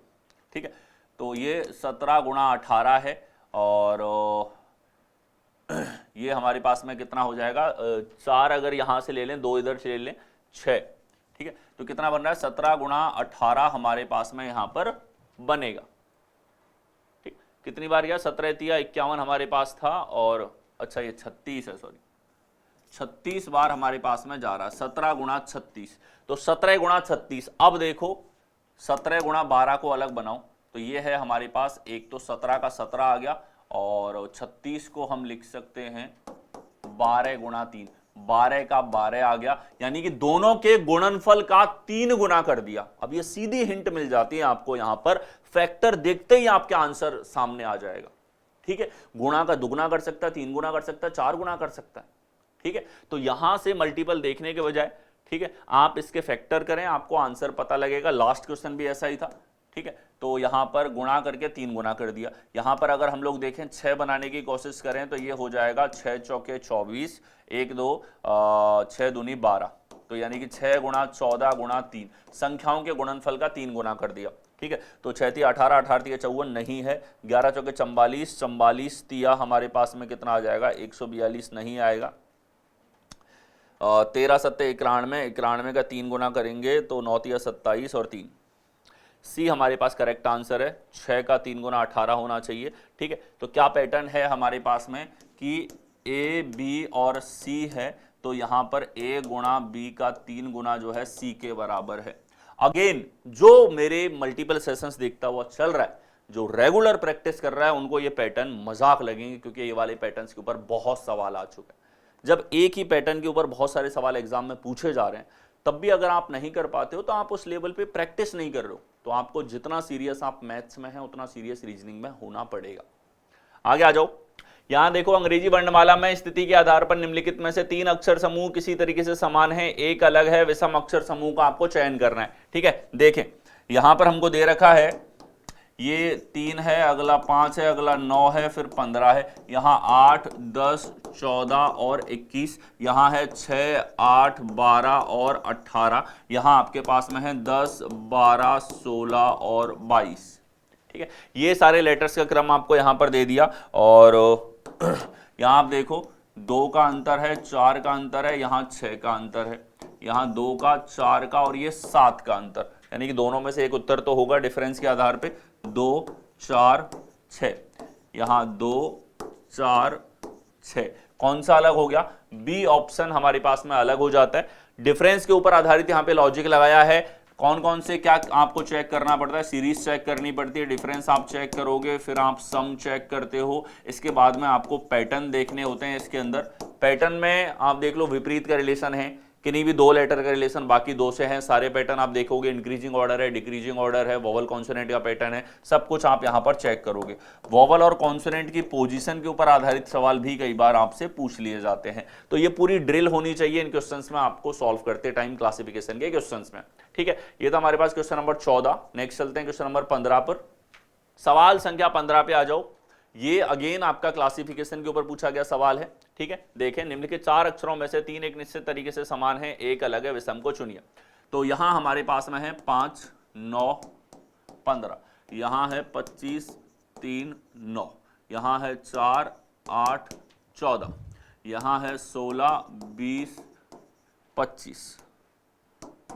तो यहां देखो ये 4 ज्यादा है, यहां 6 ज्यादा है, यहां 4 ज्यादा है, यहां 6 ज्यादा है, यहाँ 4 ज्यादा है, यहाँ 6 ज्यादा है, यहाँ 4 ज्यादा है, यहाँ 5। अलग कौन सा हो गया, सी। ठीक है। फिर से डिफरेंस का लॉजिक इसके अंदर लगा है, डिफरेंस और सीरीज सबसे पहले चेक करोगे, जैसा मैंने अभी क्रम लिखा था। उसके बाद सम हम चेक करते हैं, फिर पैटर्न्स हम लोग चेक करते हैं। पैटर्न में इंक्रीजिंग ऑर्डर हो गया, डिक्रीजिंग ऑर्डर हो गया, अपोजिट के रिलेशन हो गए, कोई भी 2 लेटर का अगले 2 लेटर से रिलेशन है, ठीक है, कोई भी 3 लेटर से एक चौथा लेटर आ रहा है, ऐसे सारे रिलेशन सब पैटर्न्स ट्राई करोगे, वोवल कॉन्सोनेंट लगाओगे, बस। इनके अलावा कुछ नया लॉजिक इनके पास नहीं है। इसके अलावा कोई भी एग्जाम में, किसी भी एग्जाम में, भले वो आपका सीजीएल हो, सीजीएल आपको सारे पेपर में करवा चुका हूँ, स्टेनो हो सारे पेपर करवा चुका हूँ, सीपीओ हो सारे पेपर्स करवा चुका हूँ अब तक के टीसीएस के द्वारा, ठीक है, एमटीएस, जीडी और सीएचएसएल, उनमें भी एक एक 2-2 सेट ऑलरेडी हो चुके हैं और सेट आपके लिए फ्यूचर में लेकर के आऊंगा। सारी एग्जाम आपकी मैं कवर कर रहा हूं यहाँ पर, ठीक है, बेस्ट थॉट प्रोसेस के साथ में, एलिमिनेशन मेथड के साथ में, ठीक है, golden rules and silver rules के साथ में, ठीक है, यूनिक क्लासेस हैं, बहुत कुछ आप यहाँ पर सीखोगे, ठीक है। आप अगर डेडिकेटेड हैं, मल्टीपल क्लासेस देखते हैं तो अपने नोट्स भी यहीं से बना सकते हो पूरे के पूरे, ठीक है। क्लास नोट्स आपके पूरे यहाँ बन जाएंगे। कुछ भी नया सीखते हो उसको नोट डाउन करो, पढ़ने का भी एक तरीका है। क्लासेस देख रहे हो, मैक्स बेनिफिट आपको होना है, पेन कॉपी लेकर के बैठो, कोई नया पैटर्न दिख रहा है उसको नोट करो। हर पैटर्न को मैं स्टैंडर्ड फॉर्मेट में लिखवाता हुआ चल रहा हूँ, इससे आप रिलेट कर पाएंगे कि भाई कौन सी चीज ज्यादा पूछी जा रही है, ठीक है। चीज़ों को एक साथ देख पाएंगे, नए पैटर्न्स को लिखा हुआ है तो खुद से रिवीजन करने के लिए अपना एक पर्टिकुलर कॉपी तैयार कर लेंगे जिससे फटाफट आप रिवाइज कर सके, ठीक है। और प्रैक्टिस के लिए मैं इनफ आपके लिए मैटर यूट्यूब पे अपलोड करवा चुका हूँ। अगर आप डेडिकेटेड हैं, प्रैक्टिस के लिए मैटर कम नहीं पड़ेगा, और मेरे द्वारा करवाया हुआ, और एक सवाल ऐसा नहीं छोड़ूंगा जिसमें आप ऐसे हो जाएं कि भाई प्रीवियस ईयर का मुझे नहीं आता, कहां से देखूं। आपको पता है कि बलराम सर की क्लासेस में जाके देखो, सारे पीवाईक्यू मिलेंगे। आगे आ जाओ। सवाल संख्या 16, उस विकल्प का चयन करो जो अक्षरों का प्रतिनिधित्व करता है जो रिक्त स्थानों में बाएं से दाएं क्रमिक रूप से रखे जाने पर अक्षर श्रृंखला को पूरा करेंगे, ठीक है। देखो ये हमारे पास में अल्फाबेट की सीक्वेंस के ऊपर सवाल है, अल्फाबेट सीक्वेंस के ऊपर ये सवाल आप लोगों से पूछा गया है। और सीक्वेंस वाले सवालों में आपको क्या करना है, आपको पैटर्न्स यहां पर देखने होते हैं और फिर इसके अंदर सीरीज या फिक्स लेटर का रिपीटेशन या फिर घूर्णन का जो है लॉजिक लगता है, ठीक है। तो 3 स्टेप मैं आपको बताने वाला हूं, वो 3 स्टेप आप फॉलो करोगे, कभी नहीं रुकोगे इन सवालों में। पहला, काउंट करो कितने लेटर हैं, तो ये हमारे पास में 3 2 5 3 2 5 3 2 5 और एक ये, तो ये 16 लेटर हैं। 16 का हो जाएगा 4 गुणा 4 फैक्टर। 16 के फैक्टर्स देखो 4 गुणा 4 होंगे, 4 4 के पैटर्न लगा दो, बस फिल इन द ब्लैंक्स है। इसके बाद तीसरा स्टेप है फिल इन द ब्लैंक्स। तो ये देखो 4 यहां पर हुए, 4 यहां पर हुए, 4 यहां पर हुए, तो जे से शुरुआत हो रही है सभी में, जे यहां आ जाएगा, जे के बाद एम है, एम यहां आ गया, एम यहां आ गया, ठीक है। जे एम पी एक्स, जे एम पी एक्स, जे एम पी एक्स, जे एम पी एक्स, जे एम पी एक्स, खत्म सवाल, ठीक है। टाई टाई फिश हो गई सवाल की। 3 स्टेप सवाल को ब्रेक डाउन कर देंगे, प्रैक्टिस करोगे इस सवाल के टाइम को 3 से 5 सेकंड के अंदर खत्म है सवाल। Counting factor fill in the blanks, counting factor fill in the blanks, that's it. तो यहां जाओ, कौन सा आंसर होगा हमारे पास में, यहां आप देखो जेपीएमजे, तो जेपीएमजे, ठीक है, जेपीएमजे बी ऑप्शन के अंदर है, दैट्स योर आंसर। आगे आ जाओ। क्वेश्चन नंबर 17, ठीक है। अभी पैटर्न बताया है, दूसरा सवाल आपका सीक्वेंस के ऊपर पूछा गया है। यहां पर क्या करना है, काउंटिंग। पहला काउंट करो कितना आ रहा है हमारे पास में, यहां पर 4, यहां से देखोगे 4, यहां से देखोगे 4, 12 है, 12 के फैक्टर 4 गुणा 3 और तीसरा है फिल इन द ब्लैंक्स। तो 4 4 के पैटर्न लगाओ या 3 3 के, 3 3 के पैटर्न देखो, डबल एस पे खत्म, ये भी यहां खत्म, ये भी डबल एस पे खत्म, यानी कि 3 3 का पैटर्न इसके अंदर लग सकता है। देखिए ये आर एस है, तो R double S, R double S, R double S, R double S, ये पैटर्न इन्होंने यहां पर फॉलो किया है। एक बार ये लाइंस खींच दोगे ना बीच में, फिर तो पैटर्न डायरेक्ट फिलिंग है आपकी यहां पर, ठीक है। तो R S double R S, तो R S double R S कौन से विकल्प में है, ये आपको बी ऑप्शन में दे रखा है। 3-3 सेकंड में खत्म होंगे, ठीक है। आपकी हैबिट हिट एंड ट्रायल की होती है, आप option by option in questions को सॉल्व करते हो। और मैं बार बार आपसे कह रहा हूं, ठीक है, रीजनिंग को पढ़ने का तरीका आपको बदलना पड़ेगा, इसी तरीके से रीजनिंग को पढ़ना पड़ेगा आपको, ठीक है। Smartest ways, smartest approaches, proper जो है सॉल्यूशंस, ठीक है, सोचने का तरीका, थॉट प्रोसेस, टाइम कहां कहां कम किया जा सकता है, best time approach, minimal time approach क्या होगी, इन सारे कॉन्सेप्ट के साथ में। क्वेश्चन नंबर 18 आ जाओ, फिर से वही सवाल, स्टेप वही लगाएंगे। पहला, तीसरा सवाल है आपका सीक्वेंस के ऊपर अल्फाबेट की, ठीक है। पहला काउंटिंग करो, तो काउंटिंग करें हम लोग 3 और 2 5, 3 2 5, 3 2 5, 3 2 5, और ये हमारे पास में आ रहा है 4, यानी कि 24। 24 के फैक्टर 6 गुणा 4 और 8 गुणा 3, यानी कि दूसरा स्टेप है कि ये देखो 6 का या 8 का पैटर्न है। 3 और 4 के तो आसान हो जाते हैं। तो और हमारे पास वैरायटी कितनी है, F you E T E F, ठीक है, तो वैरायटी भी बहुत है। यानी कि हम 6 का पैटर्न अगर लगाएं यहां पर तो 3 और 3 6 ई पे खत्म होगा, ये भी ई पे, ये भी ई पे। चलो बन गया काम, मैचिंग दिख रही है। तो ये F U F U F U F U T U T U T U T U R E, future बना रखा है इन्होंने यहां पर। तो ये लो फ्यूचर बना दिया आप लोगों का इस सवाल के द्वारा। That's your answer. तीसरा step, fill in the blanks, सवाल खत्म, खल्लास। यहां देखो TRF, तो ये TRF URU, तो TRF URU हमारे पास इसमें नहीं है, ठीक है। TRF URU इसमें नहीं है, ए आपके पास में करेक्ट आंसर होगा, ठीक है। UFUR लास्ट में। आगे आ जाओ, सवाल संख्या 19, चौथा सवाल है आपका इसी के ऊपर। उड़ाएं। देखिए सबसे पहले काउंटिंग है, तो काउंटिंग करेंगे हम लोग 3 और 2 5, ये हो गया 3 और 2 5, यहां से 3 और 2 5, यहां से 2 3 4 5, यहां से देखो तो 1 2 3 4, यानी कि फिर से 24, 6 गुणा 4 या 8 गुणा 3। दूसरा स्टेप 6 का पैटर्न है या 8 का, ये देखें तो 6 6 का आप देखो 3 और 3 6 क्यू पर खत्म, 3 और 3 6 ये भी क्यू पे खत्म, 3 और 3 6 हमारे पास में 3 3 6, ये भिलंदा ब्लैंक से ये क्यू पे खत्म। तो बस हो गया यहीं पर सवाल खत्म, जो सभी में क्यू पे खत्म हो रहा है। तो क्या चाहिए आपको यहाँ पर, ठीक है। देखिए स्टार्ट हो रहा है हमारे पास में जे और जे, तो ये भी जे होगा, ये भी जे होगा, आंसर भी जे से शुरू होगा हमारा, ठीक है। अगला देखो जे एच के, जे एच के, जे एच के, जे एच के, अगला है हमारे पास ओ पी क्यू, तो ओ जे ओ हमारे पास में होगा, जे ओ जे के, तो जे ओ जे के इस ऑप्शन में है। पूरे फिल इन द ब्लैंक से पहले भी देख सकते हो, यहाँ पी है, यहाँ पर ओ पी क्यू है, यहाँ पर ओ पी क्यू है। तो ये हमारे पास में पूरे पैटर्न्स के साथ में यहाँ पर आपके पास में होगा, ठीक है। आंसर हो जाएगा C, counting factor fill in the blanks, counting factor fill in the blanks. 4 सवाल थे, 3 सेकंड, 4 सेकंड, 5 सेकंड में आप उड़ाओगे इनको।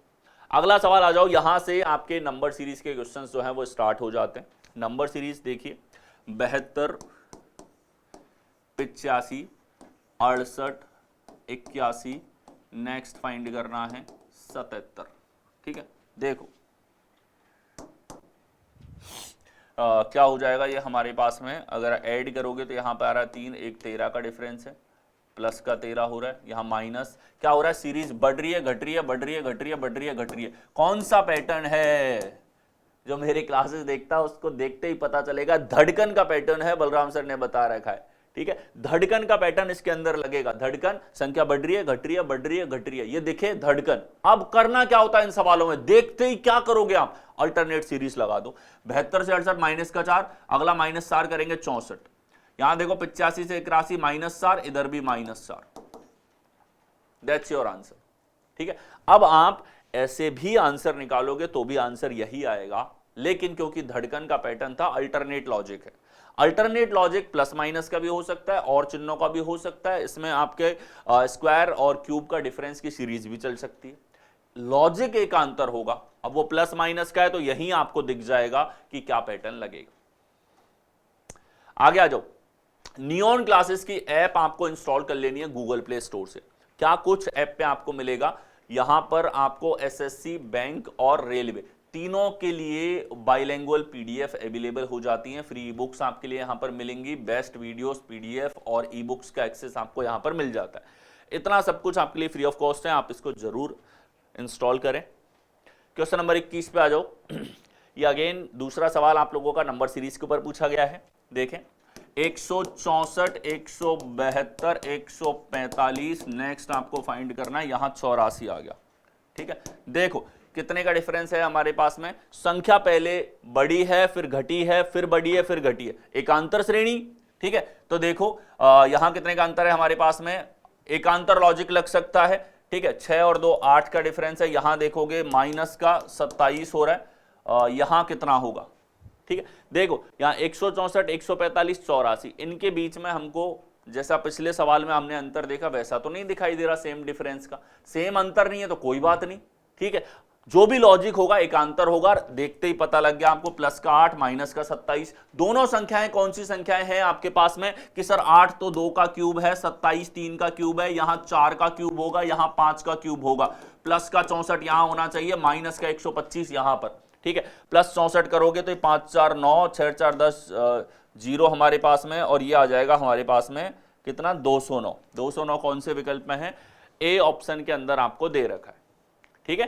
तो ये सीरीज हमारे पास में चल रही है स्क्वायर और क्यूब की श्रृंखला, और प्लस माइनस का लॉजिक है, एकांतर लॉजिक है, ये केवल और केवल आप धड़कन के पैटर्न से देख करके समझ जाओगे। जब भी धड़कन बनेगी एकांतर लॉजिक लगेगा आपका, ठीक है। अब वो प्लस माइनस की सीरीज स्क्वायर क्यूब की श्रृंखला हो, ठीक है, या फिर आपके पास में गुणा और भाग की श्रेणी हो, एक बार गुणा एक बार भाग, या फिर एक बार प्लस एक बार माइनस, या फिर एक बार प्लस एक बार डिवीजन, कोई भी सीरीज आपके पास चल रही है, अलग अलग साइंस के साथ अलग अलग ऑपरेशंस के साथ में एकांतर श्रेणी बनेगी। किससे हिंट मिली आपको कि याद रखना बलराम सर ने धड़कन बताया था, धड़कन दिखे तो बस, ठीक है। ईसीजी रिपोर्ट ही तो है, संख्याएं बढ़ रही हैं घट रही हैं।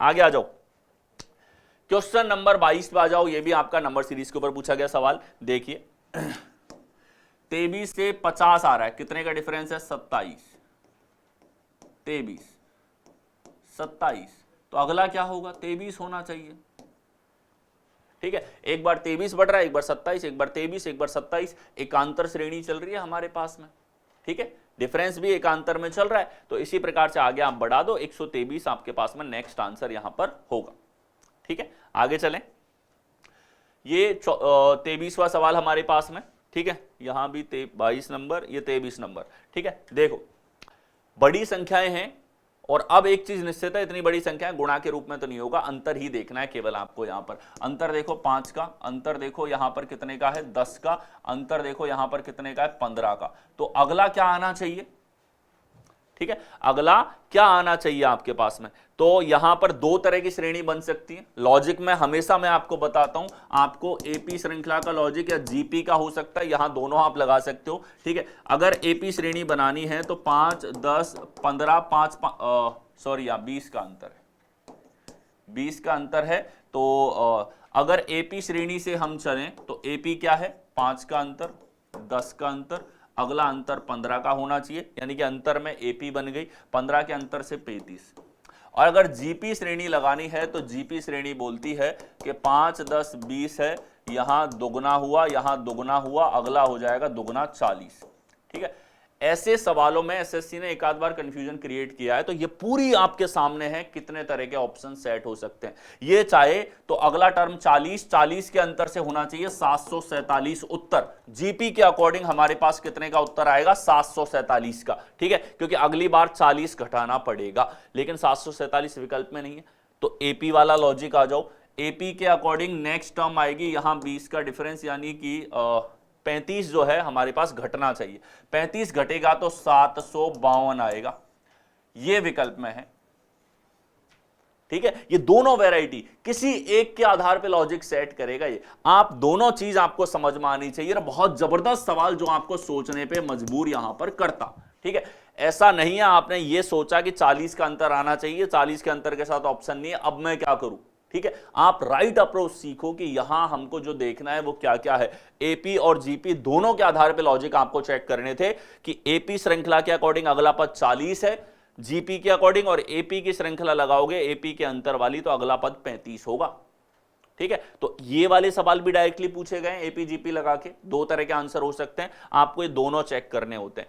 एपी और जीपी का लॉजिक आपको हर श्रृंखला के अंदर मिलता है, उसके लॉजिक के अंदर कहीं ना कहीं आपको मिलेगा।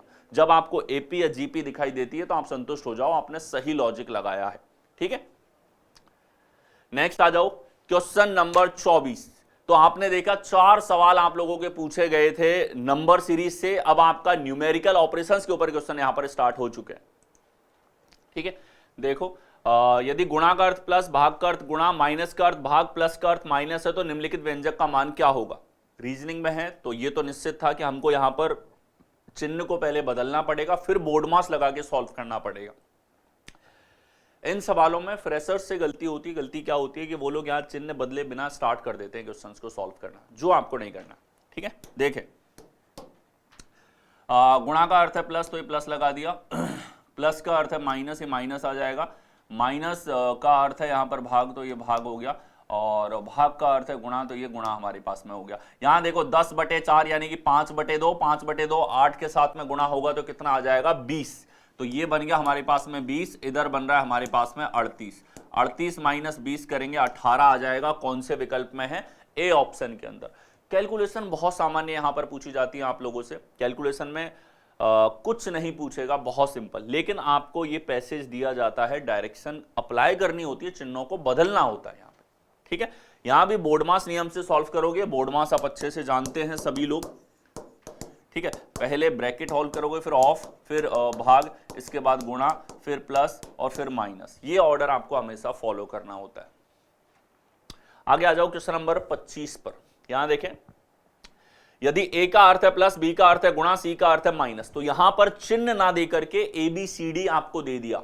ठीक है, यानी कि यहां पे व्यंजक के बीच में क्या दे दिया है आपको? लेटर दे दिया। तो लेटर को आप बदलोगे चिन्ह के साथ में और फिर बोर्ड मास लगा के सॉल्व करोगे। कुछ नहीं है इसमें भी। माइनस इधर, डी का अर्थ है डिवीजन और बी का अर्थ है हमारे पास में गुणा। ठीक है, तो पहले क्या होगा? बोर्ड मास के अकॉर्डिंग पहले भाग होगा, तो यहां आ जाएगा 4, फिर गुणा होगा तो 5 चौके 20 आ गया हमारे पास में। और फिर इधर देखें 8 5 13, 136 में से 20 घटाया तो 116 हमारे पास में यहां पर निकल के आएगा। कौन से विकल्प में आपको 116 दिया गया है? सी ऑप्शन के अंदर। तो सी आपके पास में करेक्ट आंसर होगा। क्वेश्चन नंबर 26 पे आ जाओ। यदि ए का अर्थ है प्लस, बी का अर्थ है गुणा, सी का अर्थ है माइनस और डी का अर्थ है भाग, तो निम्नलिखित व्यंजक का मान क्या होगा? ठीक है, इस व्यंजक का मान आपके पास क्या होगा? अगेन वही, बदलो, सॉल्व करो, दैट्स इट। ठीक है, ए का अर्थ हमारे पास में प्लस है तो ये प्लस हो जाएगा। बी का अर्थ गुणा है, गुणा हो गया। सी का अर्थ माइनस है, माइनस हो गया। डी का अर्थ हमारे पास भाग है, भाग हो गया। सॉल्व करो, ये आ गया हमारे पास 3, 3 गुणा 3 हमारे पास 9 होगा। तो 25 माइनस 9 प्लस 4 हमको यहां पर करना है। ठीक है, 25 4 29 में से 9 गया, 20 बचेगा। कौन से विकल्प में है? ए ऑप्शन में आप लोगों को दे रखा है। अगेन चिन्ह बदलो, सॉल्व करो, आंसर। अगले क्वेश्चन की तरफ बढ़ते हैं। सवाल संख्या 27 आप लोगों के सामने है। ए का अर्थ है प्लस, बी का अर्थ है गुणा, सी का अर्थ माइनस, बदलो चिन्हों को। निम्नलिखित समीकरण में क्वेश्चन मार्क के स्थान पर क्या आएगा? परिणाम पूछा है। तो बी का अर्थ गुणा है, सी का अर्थ माइनस है, ए का अर्थ प्लस है, डी का अर्थ भाग है। ठीक है, ए का प्लस, बी का गुणा, सी का माइनस। सॉल्व करें तो ये हमारे पास भाग सबसे पहले होगा, यहां 4 आएगा। ठीक है, 27 पंजे हमारे पास 135 माइनस 38 प्लस 4 प्लस 42 माइनस 32, तो ये हो जाएगा हमारे पास में 70। माइनस का 70 है और प्लस में हमारे पास में यहाँ पर है 46 ऐड करेंगे तो ये 6 5 11, 4 3 7 और 1 8, 181 में से 70 घटाएंगे 111 हमारे पास बचेगा। कौन से विकल्प में है? C option. अब ये कैलकुलेशन जहां तक आप में से बहुत लोग लिखे बिना ही इसको तुरंत सॉल्व कर देंगे। बहुत ही सामान्य सी इक्वेशन है। ठीक है, बोर्ड मास का ध्यान रख के सॉल्व करना है। सवाल संख्या 28 पे आ जाओ। एक और ऐसा ही सवाल, एक ही पैटर्न के सारे सवाल पूछ डाले आप लोगों से। कुछ वेरिएशन होते तो सवाल इंटरेस्टिंग होते। यहां देखेंगे m का अर्थ है माइनस, तो यहां माइनस हो गया। n का अर्थ है हमारे पास में डिवीजन, तो n तो यहाँ पे दे नहीं रखा, m 2 जगह दे दिया, माइनस हो गया। o का अर्थ गुणा है, p का अर्थ हमारे पास में है प्लस और p का अर्थ है प्लस, 2 बार प्लस 2 बार माइनस। ठीक है, तो यहाँ देखो सबसे पहले हम गुणा करेंगे। 17 तिया 51 है, माइनस का 51 है, माइनस का 184 है।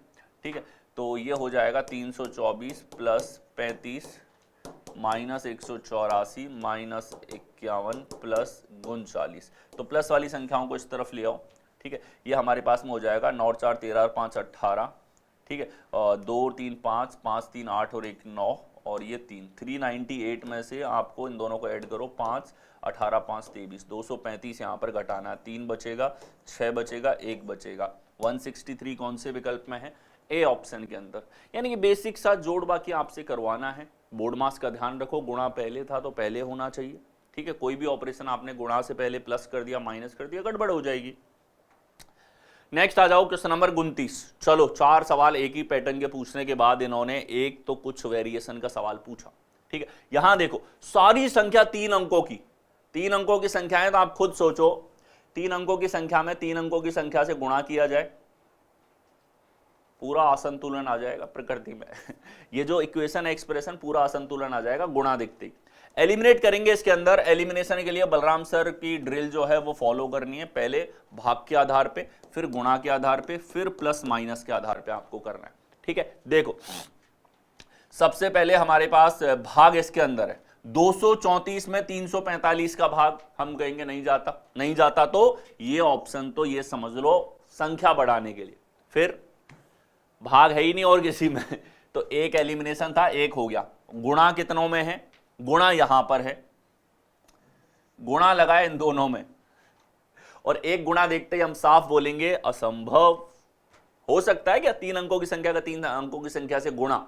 बाकी संख्याओं में गुणा है नहीं है, तो उनको जोड़ भी दोगे तो भी इसके बराबर नहीं आ सकती। बहुत बेसिक कॉमन सेंस वाली ये बात थी जो हम गुणा भाग बचपन से करते हुए आ रहे हैं। ये 2 ऑप्शन तो फ्री फोकट के थे। अब जब 2 ऑप्शन फ्री फोकट के थे, देखते ही 1 सेकंड में एलिमिनेट हो रहे हैं, तो कुल मिला के आपको चेक एक ही करना था।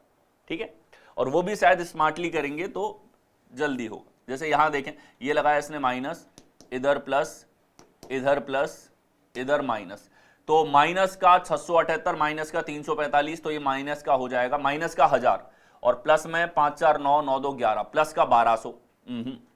ये तो बराबर 12 नहीं आ सकता। इसमें देखो अब डी को तो आंसर होना ही पड़ेगा, डी को तो उत्तर होना ही पड़ेगा। ठीक है, देखो अप्रोक्सीमेशन से आंसर ले आएंगे हम लोग, यहां पे पूरा हल करने की आवश्यकता नहीं है। इस बात को समझे आप, समय तभी बचेगा भाई। ये सवाल हमें 2-3 सेकंड 5 सेकंड में निपटाना है। अगर इसको हम ले गए 20-30 सेकंड में तो ये तो बराबरी पे आ गया। उतना टाइम तो हर सवाल के लिए मिलता है हमको। ठीक है, तो यहां देखो ये प्लस है, ये माइनस है, ये प्लस है और ये माइनस है, इधर बराबर। तो आप केवल नेगेटिव संख्याओं को देखो इन दोनों में, तो इन दोनों में ये लगभग 1150 होगा। ठीक है, यहां देखो 5 3 8 2 10, ये भी 1150 के आसपास जाएगा, 34 45 और 67। बिल्कुल यहां 12 आ सकता है हमारे पास। ठीक है, बिल्कुल 12 आ सकता है, पूरा भी आप ऐड कर सकते हो। ठीक है, मैं तो पूरे तीनों ऑप्शन एलिमिनेट हो गए, निश्चित ही ये आंसर होगा। ये नहीं हुआ तो बोनस हो जाएगा। आगे आ जाओ, क्वेश्चन नंबर 30। यदि गुणा का अर्थ प्लस है, भाग का अर्थ माइनस है, प्लस का अर्थ गुणा है, माइनस का अर्थ डिवीजन है, तो निम्नलिखित दिए गए व्यंजक में प्रश्न चिन्ह के स्थान पर क्या आएगा? क्वेश्चन मार्क के स्थान पर आपके पास क्या आएगा? ठीक है, देखो गुणा का अर्थ है प्लस तो प्लस बनाओ, प्लस का अर्थ है गुणा तो ये गुणा बनाओ, और माइनस का अर्थ है हमारे पास में क्या, डिवीजन, तो इसको डिवीजन बनाओ, और डिवीजन का अर्थ है हमारे पास माइनस, तो इसको माइनस बनाओ। इसको सॉल्व करना है। फिर से वही सवाल जो 4 सवाल पहले पूछ लिए थे, चिन्ह बदलो और फिर इसको बोर्ड मास लगा के सॉल्व करो। पहले भाग, फिर गुणा, फिर प्लस, फिर माइनस। ठीक है, तो पहले भाग लगाएंगे 13 एकम 13, तो ये बचेगा हमारे पास में 13 चौके 52, प्लस 16 पंजे 80, माइनस 44, माइनस का 30 50। तो ए हमारे पास में करेक्ट आंसर यहां पर होगा। ठीक है, ए हमारे पास करेक्ट आंसर यहां पर होगा। क्या किया है? बस बोर्ड मास लगाया है। नेक्स्ट आ जाओ, फॉलो करना है नियम क्लासेस को इन सभी प्लेटफॉर्म पे। आपको पीडीएफ जो पेपर अभी करवा रहा हूं उसके पीडीएफ मिलेंगे नियम क्लासेस के टेलीग्राम चैनल पे, फेसबुक और इंस्टाग्राम पे आपको फॉलो करना है। सारे अपडेट्स आपको यहां पर मिल जाते हैं। नई क्लासेस के कोई पीडीएफ आपके लिए आने वाली है, कोई एग्जाम है जिसका नोटिफिकेशन है, हर एक इन्फॉर्मेशन आपको यहां पर नोटिफिकेशन के रूप में मिल जाएगी। क्लासेस आप एक्सेस कर सकते हो। उसके बाद ऐप पे बहुत सारे फ्री ई बुक्स हैं, बहुत सारे फ्री पीडीएफ आपके लिए टाइम टू टाइम अपडेट होते रहते हैं। ठीक है, तो ऐप आप इंस्टॉल्ड रखो ताकि ये जो पीडीएफ है आपके लिए इंपॉर्टेंट है वो आप वहां से डाउनलोड कर सकें। आपकी जो भी एग्जाम्स आ रही होती हैं उसकी प्रिपरेशन के लिए बेस्ट जो आपके लिए पॉसिबल है वो टीम करती है और वो आप तक टाइमली पहुंचे। साथ ही यूट्यूब पे आपके लिए क्लासेस मैं करवा रहा हूं। ठीक है, जिनके कॉन्सेप्ट जो हैं कमजोर भी हैं वो भी अपने कॉन्सेप्ट को, इन क्लासेस को मल्टीपल रिवीजन करके इंप्रूव कर सकते हैं। हर एक बेस्ट अप्रोच, टॉपिक को छोड़ेंगे नहीं, बेहतरीन से बेहतरीन अप्रोच जो है उसमें लगाई जाएगी। मिनिमल टाइम अप्रोच, सबसे कम समय की अप्रोच उसके अंदर लगाई जाएगी। ठीक है, और ये आपको सीखना पड़ेगा। जैसे मैथ को आप बहुत टाइम देते हो, यहां टाइम देना पड़ेगा। यहां प्रैक्टिस करोगे तो डेफिनेटली रीजनिंग को बहुत कम टाइम में सॉल्व कर पाओगे। ठीक है, नेक्स्ट आओ क्वेश्चन नंबर 31। नेहा अपने घर से निकलती है 51 किलोमीटर दक्षिण की ओर चलती है। तो अपने घर से निकली 51 किलोमीटर जो है ये दक्षिण की ओर चलती है, फिर वह बाएं मुड़ती है 44 चलती है, फिर वह बाएं मुड़ती है 83 चलती है। तो ये 51 से ज़्यादा है, थोड़ा ज़्यादा चला दिया। वह उस खंबे से कितनी दूर है जो अभी उसके घर से ठीक 32 मीटर उत्तर में। तो घर यहाँ है, घर का उत्तर ऊपर, इसके 32 मीटर ऊपर एक खंबा है, इससे कितनी दूर है। तो आप देखो 51 और 32 83 होता है, ये भी जानबूझ के ऐसे आंकड़े देते हैं। 83 के सामने 83 है, मतलब एक ही लाइन में है। तो यहां जो दूरी होगी ये पूरा का पूरा हमारे पास प्रत्येक दायां या बायां जो होता है 90 डिग्री का होता है, ठीक है। तो 44 के सामने 44 ही होगा। तो ये खंबा 44 मीटर दूर है। तो यही आप लोगों से पूछा गया था कि उसके घर से ठीक 32 मीटर में है, तो ये 44 मीटर दूर है। और देखो अब तक ये नहीं लिखते थे, लेकिन इस बार इन्होंने लिखा है कि प्रत्येक टर्न 90 डिग्री के मोड़ है। प्रत्येक मोड़ जो है 90 डिग्री का है, शार्प एकदम, ठीक है। नहीं भी लिखते तो भी हमें 90 डिग्री लेना पड़ता था, लेकिन अब इन्होंने अच्छा किया कि प्रत्येक टर्न, हर एक एसेंशियल इंफॉर्मेशन इन्होंने डायरेक्शन में या फिर सवाल के साथ लगाई। नेक्स्ट आओ क्वेश्चन नंबर 32। सुमन बिंदु ए से 3 किलोमीटर उत्तर की ओर गाड़ी चलाती है। दूसरा सवाल है डायरेक्शन के ऊपर, दो सवाल आपके डिस्टेंस एंड डायरेक्शन के ऊपर पूछे गए, ठीक है। देखिए ए से 3 किलोमीटर उत्तर, वह दाएं मुड़ती है 4 किलोमीटर ड्राइव करती है, फिर वह दाएं मुड़ती है 3 किलोमीटर ड्राइव करती है, फिर से 3 नीचे आ गई, 3 के सामने 3, प्रत्येक एंगल 90 डिग्री का है। अंत में वह एक और दाएं मुड़ती है और बिंदु बी पहुंचने के लिए 6 मीटर चलती है। अब यहां से वापस इधर जा रही है, लेकिन जा कितना रही है, 6 मीटर। तो 6 मीटर चलाएंगे इसको, देखो 4 चल जाएगी तो वापस वहीं पहुंच जाएगी जहां से शुरू किया था, और 2 मीटर इस तरफ और जाएगी। तो कुल मिला के ये 6 मीटर हमारे पास होगा। यहां पहुंच गई। पूछा है बिंदु ए पर फिर से पहुंचने के लिए उसे कितना चलना पड़ेगा। अब ए से चली थी और बी पर पहुंच गई, वापस जाना है तो केवल इतना सा चलना पड़ेगा, 2 किलोमीटर। और 2 किलोमीटर कौन सी दिशा में जाना है, तो दिशा हमारे पास इस तरफ होती है ईस्ट। तो 2 किलोमीटर ईस्ट, कौन सा विकल्प होगा, डी ऑप्शन आपके पास में करेक्ट आंसर होगा, ठीक है। नेक्स्ट आ जाओ। अब आपका एक सवाल जो है कैलेंडर पे पूछा गया था, हर सेट के अंदर नहीं है, लेकिन कुछ सेट के अंदर एक सवाल तो पूछा गया है, टॉपिक इंपॉर्टेंट है, ठीक है, और आना चाहिए आपको। 31 दिसंबर 2003 को बुधवार है, ठीक है। तो 7 मार्च 2005 को सप्ताह का कौन सा दिन होगा, ठीक है। देखिए 31 दिसंबर 2003 को बुधवार है, तो 7 मार्च 2005 को कौन सा होगा। तो सबसे पहले जो है हम लोग देखें, ये दिसंबर है, दिसंबर से मार्च में जाना है, तो हम लोग 2004 में चलते हैं। 31 दिसंबर 2004 में तारीख समान है, तो एक साल आगे जाने के लिए हमको क्या करना है कि सर ये एक साल में एक दिन का अंतर आएगा, कितना, एक दिन का। प्लस क्या इस ड्यूरेशन में 29 फरवरी आया, ये देखना पड़ेगा। 2004 है, 29 फरवरी तो होगा क्योंकि लीप ईयर है, 4 का भाग जाता है, यानी कि प्लस का एक और करना है। यहां साल में कितने का अंतर है, प्लस कितने 29 फरवरी उस पीरियड में होंगे, ये आपको देखना होता है। प्लस का 2 करोगे बुधवार में, तो ये कितना आ जाएगा हमारे पास, बुधवार के बाद गुरुवार, गुरुवार के बाद में शुक्रवार, शुक्रवार तो यहां है।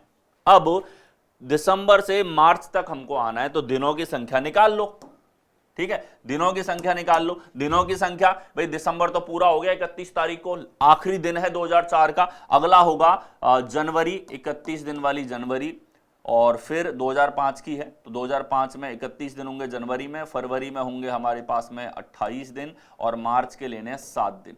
इतने दिन आपको आगे जाना है, शुक्रवार के इतने दिन बाद। अब सप्ताहों में देखो तो 28 का मतलब 4 सप्ताह, और ये 28 प्लस 3, 3 ज्यादा है, 7 मतलब 1 सप्ताह।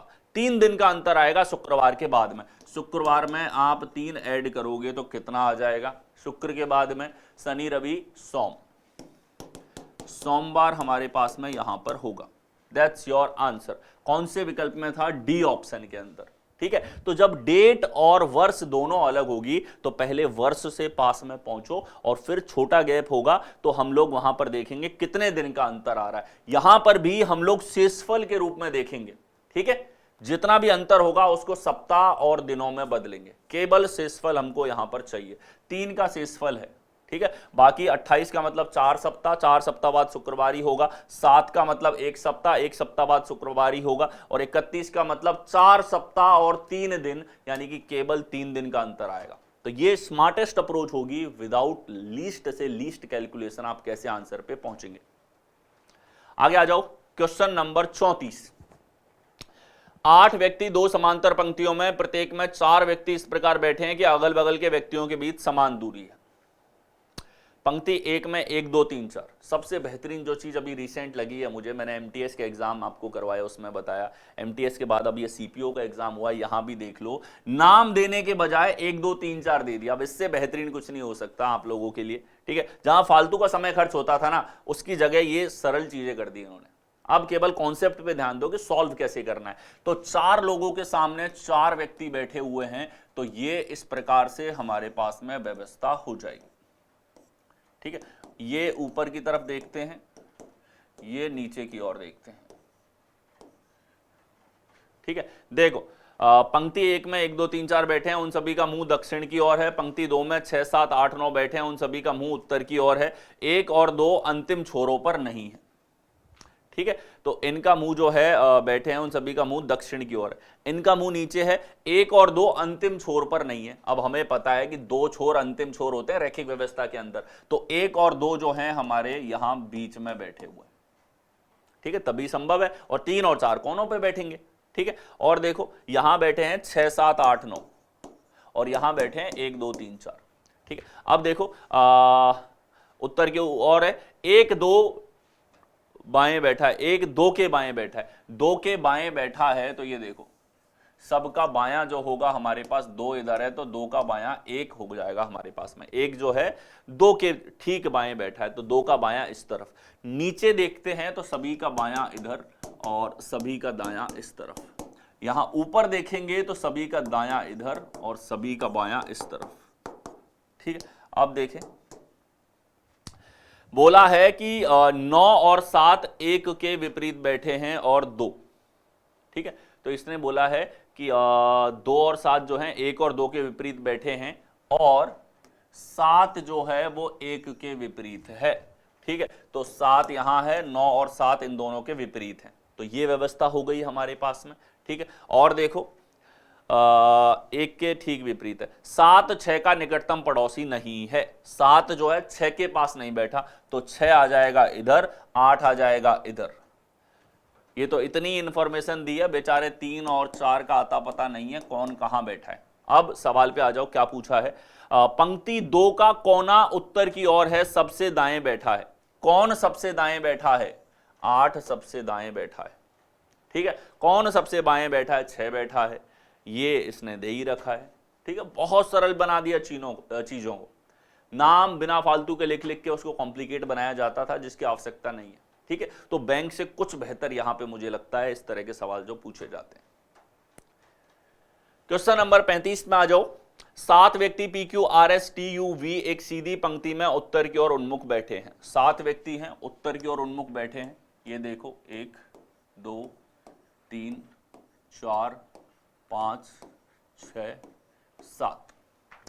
अब केवल 2 व्यक्ति यू के दाएं बैठे हैं। यू यहां बैठेगा तभी इसके दाएं 2 व्यक्ति हो सकते हैं। उत्तर की ओर है, दायां इस तरफ होगा, राइट इस तरफ होगा, लेफ्ट इस तरफ होगा, ठीक है। आगे आ जाओ। केवल 2 व्यक्ति आर के बाएं बैठे हैं। केवल 2 व्यक्ति आर के बाएं बैठे हैं, आर इधर आ गया। केवल 2 व्यक्ति यू और क्यू के मध्य बैठे हैं। यू और क्यू के बीच में 2 लोग। अब क्यू इधर तो आ नहीं सकता, क्यू को इधर ही आना पड़ेगा, ठीक है। और आ जाओ, केवल 3 व्यक्ति आर और वी के बीच में बैठे हैं। आर और वी के बीच में 3 लोग हैं, तो वी को इधर बैठना पड़ेगा, तभी 3 लोग बीच में होंगे। टी यू का निकटतम पड़ोसी नहीं है। टी जो है यू का निकटतम पड़ोसी नहीं है, तो टी बैठेगा यहां पर, ठीक है। एस यू के दाएं बैठा है। एस जो है यू के दाएं यहां पर बैठा है। कौन बच गया? पी बच गया, P Q R S T U V, ठीक है। यू के ठीक दाएं कौन है? यू के ठीक दाएं एस है। कौन से विकल्प में है? बी ऑप्शन, ठीक है। अब देखो इस 9 तारीख को 3 शिफ्ट हुई थी, इन्होंने ये सेम पजल पूछी, लेकिन आखिर का सवाल सभी में अलग था।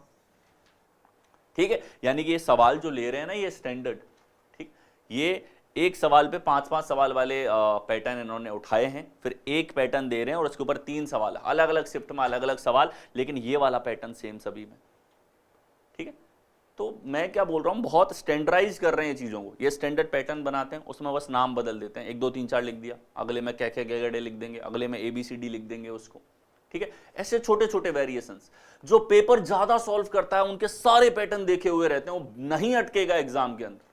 ठीक है, और इस लेवल की मेहनत चाहिए, एक रेगुलरिटी आपके अंदर चाहिए। और रीजनिंग को अब जो नकारेगा ना, आप बराबर टाइम देना पड़ेगा मैथ के, बराबर टाइम, वरना जितने में मैथ सॉल्व हो रही है उतना टाइम रीजनिंग लेगी, और आई होप उतना आप नहीं चाहते। ठीक है, मैथ में टाइम करने पे आओगे तो एक लिमिट है, लेकिन रीजनिंग में आप बहुत कम ले जा सकते हो टाइम को, थॉट प्रोसेस अप्लाई करके।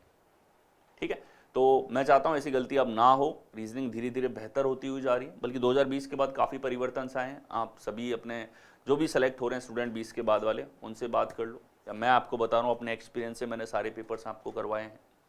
ठीक है, तो आप जितना जल्दी इस चीज़ को एक्सेप्ट करेंगे, बराबर टाइम बराबर प्रैक्टिस करेंगे, उतना आपके लिए बेहतर है। और ये मल्टीपल सेशंस कराने का मेरा उद्देश्य यही है। एक पेपर में भी पैटर्न पता चल जाता है, लेकिन मैं आपको सारे 9 पेपर एक साथ करवा रहा हूँ। कारण है उसका, क्योंकि आपको पूरे देखने हैं, चीज़ों को समझना है, क्या वेरिएशंस हैं। ठीक है, एग्जाम को देने से पहले एग्जाम को समझो पूरा, और वो आप तभी समझेंगे जब एक एक प्रोजेक्ट के रूप में आप चीज़ों को करते हुए चलें। ठीक है, CPO 2022 है, ये पूरा खत्म करना। हाँ, एक दिन में नहीं होगा, मैं भी मानता हूँ इस बात को, 3 दिन लो, 5 दिन लो, 1 सप्ताह का टाइम ले लो, लेकिन खत्म करो, शुरू किया है तो। ठीक है, आगे आ जाओ। क्वेश्चन नंबर 36, वैन आरेख का चयन करें जो निम्नलिखित वर्गों के बीच संबंध को सबसे अच्छा दर्शाता है। गोल्ड, सिल्वर और ज्वेलरी के बीच में रिलेशन आपको देखना है। ठीक है, तो देखो, फीमेल्स को कोई दिक्कत नहीं आनी चाहिए इस क्वेश्चन को सॉल्व करने में। ठीक, ज्वेलरी जो है हमारे पास में ज्वेलरी सोने की भी होती, देखा होगा बहुत सारे लोग सोने के आभूषण पहनते हैं, और जिनको जो सोना अफोर्ड नहीं कर सकते वो चांदी के भी पहनते हैं। और आजकल तो बहुत सारे फैंसी आ रहे हैं, ना चांदी का ना सोने का, बहुत सारे फैंसी आपको मिल जाते हैं अलग अलग मेटल्स के। ठीक है, कई जगह तो लोहे की चेनें बेच दी जाती हैं स्प्रे करके। ठीक है, तो हर मेटल का ज्वेलरी बन सकती है। ज्वेलरी जो भी चीज़ आप पहन रहे हो अपने आप को फैंसी दिखाने के लिए, वो ज्वेलरी। ठीक, तो सोने की भी ज्वेलरी होती है, चांदी की भी ज्वेलरी होती है, बहुत सारे और मेटल की भी होती है। यानी कि ज्वेलरी जो है हमारे पास में वो सोने और चांदी के साथ में इस प्रकार रिलेट होगी। सोने और चांदी एक दूसरे को नहीं जानते, एक दूसरे से अलग है, तो कौन सा हो जाएगा हमारे पास में? ए में आपको दे रखा है, A is your correct answer. Clear है सभी को? आगे बढ़ते हैं। ये क्वेश्चन नंबर 37 है। यहां देखो 3 कथन दिए गए हैं, जिसके बाद 4 निष्कर्ष क्रमांक 1 2 3 4। मतलब अब डायरेक्शन में चेंज करके ये भी बोलता है कि 3 तो कथन दे रहे हैं, 4 निष्कर्ष दे रहे हैं, तो कथनों को सत्य मानना है, भले ही वे सर्वज्ञात तथ्यों से भिन्न प्रतीत होते हैं। निर्णय ले कि कौन सा निष्कर्ष तार्किक रूप से अनुसरण नहीं करता। ठीक है, ये नए वेरिएशंस हैं, जो कुछ चेंजेस इन्होंने डायरेक्शंस में किए हैं, ये आप देख लो, इनकी भी प्रैक्टिस हो तो एग्जाम में जब पैटर्न देखा हुआ है ना, तो तुरंत तो ये देखेगा कि हाँ ये इन्फॉर्मेशन है, यूजुअल है, कई बार पढ़ रखी है, सवाल पे आ जाते हो आप सीधा। वो भी समय बचाने का एक तरीका है, कॉम्प्रीहेंड कर रखा है आपने ऑलरेडी इनको। नेक्स्ट आओ, सम नाइट्स आर लाइट्स, कुछ रातें लाइट हैं। अब सोचना नहीं होता कि रातें लाइट कैसे होंगी, कथन को सत्य ही मानना है। तो कुछ रातें लाइट हैं, तो कुछ रातें जो हैं हमारे पास में वो लाइट है, और कोई लाइट वैन नहीं है, कोई भी लाइट जो है हमारे पास में वो वैन नहीं है। ठीक है, सभी वैन विप हैं। ठीक है, तो जितने भी वैन हैं वो सारे के सारे विप्स हैं। ठीक है, तो सारे वैन जो हैं वो विप्स हैं, तो ये लो विप्स हो गए हमारे पास में। ठीक है, तो ये रिलेशन हमारे पास में यहां पर होगा, एक नो का है, एक सम का रिलेशन और एक ऑल का रिलेशन। अब कंक्लूजन्स पे आ जाओ, निष्कर्ष पे दिया है कुछ रातें वैन नहीं है। ठीक है, तो कुछ रातें जो हैं वो वैन नहीं है, तो ये निष्कर्ष में देखो, रातों का ये हिस्सा देखो, ये हिस्सा लाइट में आता है, और ये वाला हिस्सा जो रातों का है ये कभी भी वैन नहीं हो सकता। क्यों? क्योंकि लाइट और वैन में नो का संबंध है, यानी कि ये हिस्सा नहीं हो सकता। तो ये बात एकदम सत्य है कि ये वाले जो कुछ हैं ये बिल्कुल भी वैन नहीं हो सकते। आगे आ जाओ, कोई वैन लाइट नहीं है। कोई भी वैन जो है हमारे पास में वो लाइट नहीं है, ये तो बिल्कुल इसी का उल्टा दे दिया। कोई वैन लाइट नहीं है, बिल्कुल सही है। ठीक है, नो का उल्टा नो में बिल्कुल सही होता है। नो का उल्टा सम में पूछा था कि भाई कुछ हिस्सा जो इसके अंदर आ रहा है लाइट के अंदर, वो इसके साथ भी नो का संबंध रखेगा। ठीक है, आगे आ जाओ, कुछ विप लाइट नहीं है। कुछ विप जो है हमारे पास में वो लाइट नहीं है। तो देखो ये भैया, ये जो हिस्सा हमारे पास में है यहां पर, ये जो वैन का हिस्सा है, ये पूरा का पूरा जो है विप का कुछ हिस्सा है, और ये वाला हिस्सा लाइट नहीं होगा। एक चीज निश्चित है, हो सकता है ये वाला हिस्सा जो लाइट को पूरा अंदर ले ले, लेकिन ये हिस्सा जो लाइट का है ये नहीं हो सकता। तो कुछ विप जो हैं वो लाइट नहीं है, बिल्कुल सही है। ठीक है, आगे आ जाओ, सम नाइट्स आर विप। तो कुछ नाइट जो है वो हमारे पास में क्या है, विप है। कुछ रातें विप हैं, तो विप इधर रातें इधर, कुछ का संबंध होगा क्या? ठीक है, निश्चित निष्कर्ष पूछा है, एक भी वैन आरेख ऐसा दिख जाए जिसके अंदर नहीं होता है तो आप इसको गलत करेंगे। ठीक है, तो क्या हो जाएगा हमारे पास में, केवल चौथा अनुसरण नहीं करता। ऑप्शन भी अलग पैटर्न के दिए, यानी कि अब निश्चित कर दिया इन्होंने कि इस टॉपिक के साथ छेड़छाड़ शुरू हो चुकी है, छेड़छाड़ शुरू हुई है, तो अब वेरिएशंस आने वाले कुछ एग्जाम में देखने को मिलेंगे। ठीक है, तो सतर्क हो जाइए सीजीएल वालों। ठीक है, तो यहाँ पे वेरिएशंस करेंगे, यानी कि अच्छे पैटर्न्स नए लेकर के आ रहे हैं, और नए पैटर्न देखे हुए नहीं होते हैं, है ना। तो ये पेपर्स आप देखो, ऑब्जर्व करो क्या चेंजेस हैं, जिससे आप तैयार रहें एग्जाम्स में। क्वेश्चन नंबर 38 वही था हमारे पास डायरेक्शन का मॉड्यूल। यहां सवाल आ गया, दो हमारे पास कथन हैं और कुछ निष्कर्ष हैं। देखो, all coffee and milk shakes are tea, तो मर्ज कर दिया इंफॉर्मेशन को। देखो अलग, कुछ डिफरेंट, कुछ जो आपने पहले ऑब्जर्व नहीं किया था उस तरीके से ऐसा सवाल आ जाएगा। ऑल कॉफी, पूरे के पूरे कॉफी और मिल्क शेक जो है वो टी है। ठीक है, तो कॉफी यहां लो और मिल्क शेक यहां लो, ये दोनों के दोनों क्या है, tea. None of the coffee are milk shake, और कॉफी और मिल्क शेक में नो का संबंध है। ठीक है, हो गया, पूरा रिलेशन बता दिया इन्होंने, देने का तरीका थोड़ा सा अलग था। ठीक है, अब देखो निष्कर्ष पे आ जाओ। Some coffee are milk shake, coffee और मिल्क शेक में सम का रिलेशन, ये तो अवमानना हो गई सीधे सीधे कथन की। जब इसने बोल दिया कोई नहीं है तो सम का नहीं होगा। सम टी आर कॉफी, कुछ टी कॉफी है, बिल्कुल सही है, ऑल का रिलेशन था यहाँ। तो some milk shake are tea, तो कुछ मिल्क शेक टी है, बिल्कुल सही है, ये तो पूरा रिलेशन हमको दे रखा है। तो only conclusion first, second and third follow करेगा। तो ये ए विकल्प में आपको दिया है कि ओनली निष्कर्ष सेकंड और थर्ड जो है वो आपका अनुसरण यहां पर करेगा। नेक्स्ट आइए, सवाल संख्या 39, ये अगेन आपका न्याय निगमन सिलोजिज्म के ऊपर पूछा गया सवाल है। ठीक है, कुछ लेस जूते हैं, कुछ लेस मोजे हैं। ठीक है, तो कुछ लेस जो हैं हमारे पास में laces, some laces are shoes, some laces are socks. अब यहां हमारा जो नॉर्मल सामान्य ज्ञान है वो नहीं लगाना कि कैसे होगा, ऐसा थोड़ी हो सकता है। ठीक है, आपको इसको ट्रू मानना है, स्टेटमेंट को 100%। नीचे आ जाओ निष्कर्ष, सभी मोजे जूते हैं, सभी मोजे जो हैं हमारे पास में, सभी सॉक्स जो हैं हमारे पास में वो शूज हैं। तो सॉक्स और शूज दोनों अलग अलग हैं। एक भी वैन एक ऐसा दिखे जिसमें ये नहीं होता है तो निश्चित निष्कर्ष गलत हो जाएगा। आगे आ जाओ, सम सॉक्स आर लेसेस, कुछ सॉक्स लेस हैं, कुछ सॉक्स जो है वो लेस हैं। तो सॉक्स और लेस का तो यही दे रखा था हमको यहाँ पे, तो इसका उल्टा अगर लेंगे तो सम में सही होता है, यानी कि बिल्कुल सही है। ठीक है, ये सीधा सीधा आर्ग्यूमेंट से आपके पास में है। तो ओनली निष्कर्ष सेकंड फॉलोस कौन से विकल्प में है, डी ऑप्शन में आप लोगों को दे रखा है। ठीक है, आगे आ जाओ, क्वेश्चन नंबर 40 पे आ जाओ। ये आपका जो है स्पेस ओरिएंटेशन जो होती है आपकी, स्पाशियल ओरिएंटेशन, स्पाशियल विजुअलाइजेशन। ठीक है, यानी कि 3D ऑब्जेक्ट वाले जो टॉपिक आपसे रीजनिंग में पूछे जाते हैं वो सवाल है पूछा गया है आपका डाइस से। देखो एक ही पासे के दो अलग अलग फलक दिखाए गए हैं जिनमें 6 फलकों पर 1 से 6 तक की संख्याएं अंकित हैं। उस संख्या का चयन करो जो 6 दर्शाने वाले फलक के विपरीत पर होगी। ठीक है, और आप देख लो 11 सवाल आपके नॉन वर्बल पे हैं, यहां से नॉन वर्बल के क्वेश्चन स्टार्ट हो चुके हैं। ठीक है, 6 दर्शाने वाले फलक के विपरीत 6 यहां पे है, 2 और 5 हमारे पास दोनों में समान है। अगर दो स्थितियों में 2 और 5 समान है, 3 का विपरीत 6 होगा, तो यही आपका आंसर है। ठीक है, तो तीसरा असमान फलक एक दूसरे का विपरीत होता है।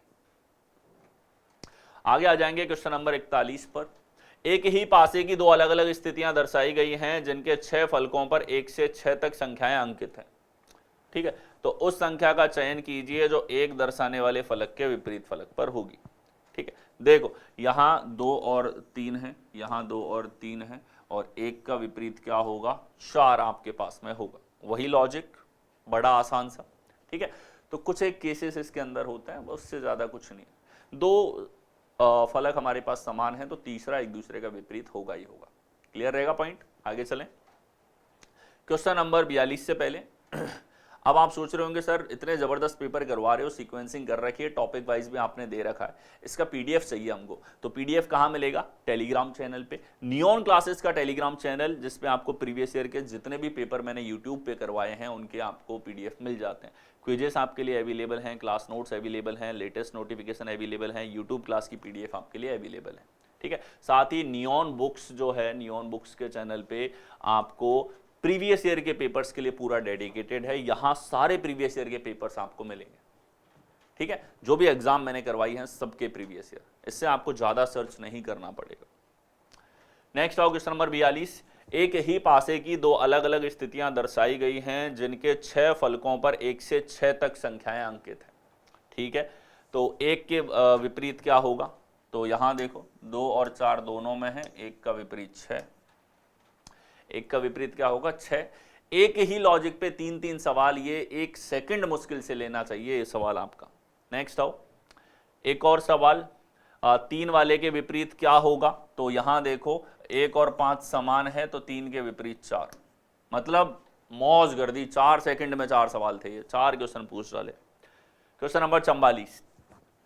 उस विकल्प आकृति का चयन करें जिसमें दी गई आकृति सन्निहित है। ये आकृति कौन से विकल्प के अंदर सन्निहित यहां पर होगी। ठीक है, देखो एक क्रॉस का पैटर्न देख लो आप, क्रॉस कहां दिख रहा है, तो क्रॉस हमें यहां दिख रहा है। ठीक है, क्रॉस हमें यहां दिख रहा है, क्रॉस यहां पूरा नहीं दिख रहा, और तो है नहीं है क्रॉस, मतलब यही पैटर्न लिया है इसने, चारों में एक ही जगह पे है।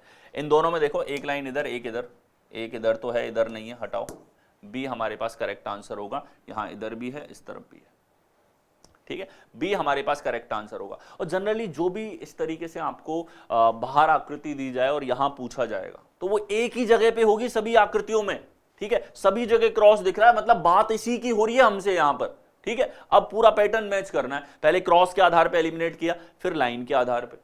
क्यों, क्योंकि इन सवालों में पहले डायग्राम आपको ऊपर दिखता है, फिर आप स्क्रॉल करते हो, एक एक ऑप्शन आपको नजर आता है, तो आप ABCD लिखो और क्रॉस करते जाओ, जो एलिमिनेट होता हो जा रहा है। बचा एक, 3 एलिमिनेटेड, टिक करो उसको, फास्टेस्ट अप्रोच होगी आपके पास में।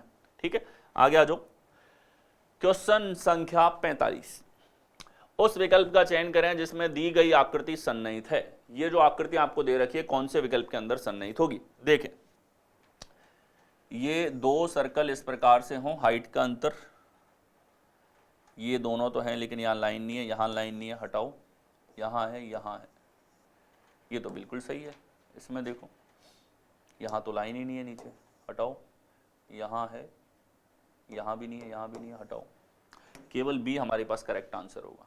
यानी कि एक बार देखो, ये तो ऐसा पैटर्न है, एक बार देखते ही आपको पता है कि भाई क्या चेक करना है ऑप्शंस में। ये देखा, स्क्रॉल कर रहे हो 1 बाय 1, एलिमिनेट करते हुए चलो, एक ऑप्शन बचेगा जो आपका करेक्ट आंसर होगा। ठीक है, एलिमिनेशन मेक श्योर करता है कि आपसे एग्जाम में गलती नहीं हो रही है, आप करेक्ट आंसर दे रहे हो, सही आंसर दे रहे हो। क्वेश्चन नंबर 46 पे आ जाओ। यदि निम्नलिखित श्रृंखला को जारी रखा जाए तो प्रश्नवाचक के स्थान पर कौन सी आकृति आनी चाहिए। ठीक है, श्रृंखला अगर जारी रखी जाए प्रश्नवाचक के स्थान पर क्या आएगा हमारे पास में। ठीक है, देखो ये सीरीज हमारे पास में यहां पर चल रही है, बी यहां पर है, बी जाता है इस जगह पे, यहां से वापस इस जगह पे आता है, फिर वापस इसी जगह पे अगली बार यहां आएगा। करो एलिमिनेट, कुछ हो रहे हैं तो ये हो गया। ठीक है, अगला देखो, किसी और को नोटिस कर लो, तुरंत एलिमिनेशन। ठीक है, ओ यहां से यहां गया, यहां से वापस आया, यहां से वापस गया, यहां से वापस आएगा, यानी ओ इधर, ओ इसमें नहीं है। दो ऑप्शन गए फ्री फोकट, एक एक सेकंड देखने मात्र से जाएंगे। एलिमिनेशन की तो पावर है पूरी की पूरी आपके पास में। ठीक है, देखो, और आप देखो यहां पर अगर हम लोग देखें यू का पैटर्न, यू ऊपर जाता है, ये यू वापस से हमारे पास में जो है इधर चला जाता है। ठीक है, इधर जाने के बाद में वापस इस तरफ आ जाता है। ठीक है, तो अगली बार ये कहां पर जाएगा हमारे पास में। ठीक है, पूरे पैटर्न का नोटिस करें, टी जो था टी इस तरफ जाता है, बी हमारा बी इस तरफ जा रहा है, पूरा आपस में रोटेट हो रहे हैं। और देखो ओ इधर गया है, ये इस तरफ आ रहा है हमारे पास में। ठीक है, और देखो एस और इसकी बात करें हम लोग तो यू गया हमारे पास सबसे ऊपर, एस आया नीचे, ए आया नीचे, ये रोटेशन चल रहा है पूरा का पूरा, एस नीचे और ए नीचे, इस तरीके से रोटेशन हो रहा है। ठीक है, अगली बार फिर से क्या हुआ, टी गया इस तरफ, स्टार गया इस तरफ, आपस में इंटरचेंज हुए।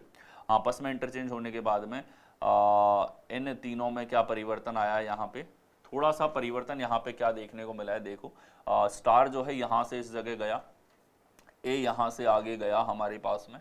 ठीक है, और सर्कल जो है वो इस तरफ आ चुका है, यानी कि इनमें आपस में एक रोटेशन प्रॉपर इस तरीके से चला है। ठीक है, और यहाँ क्या हो रहा है हमारे पास में, यू गया इस तरफ, टी गया इस तरफ, बी आ गया हमारा इस तरफ। ठीक है, एस अपनी जगह पे निश्चित है।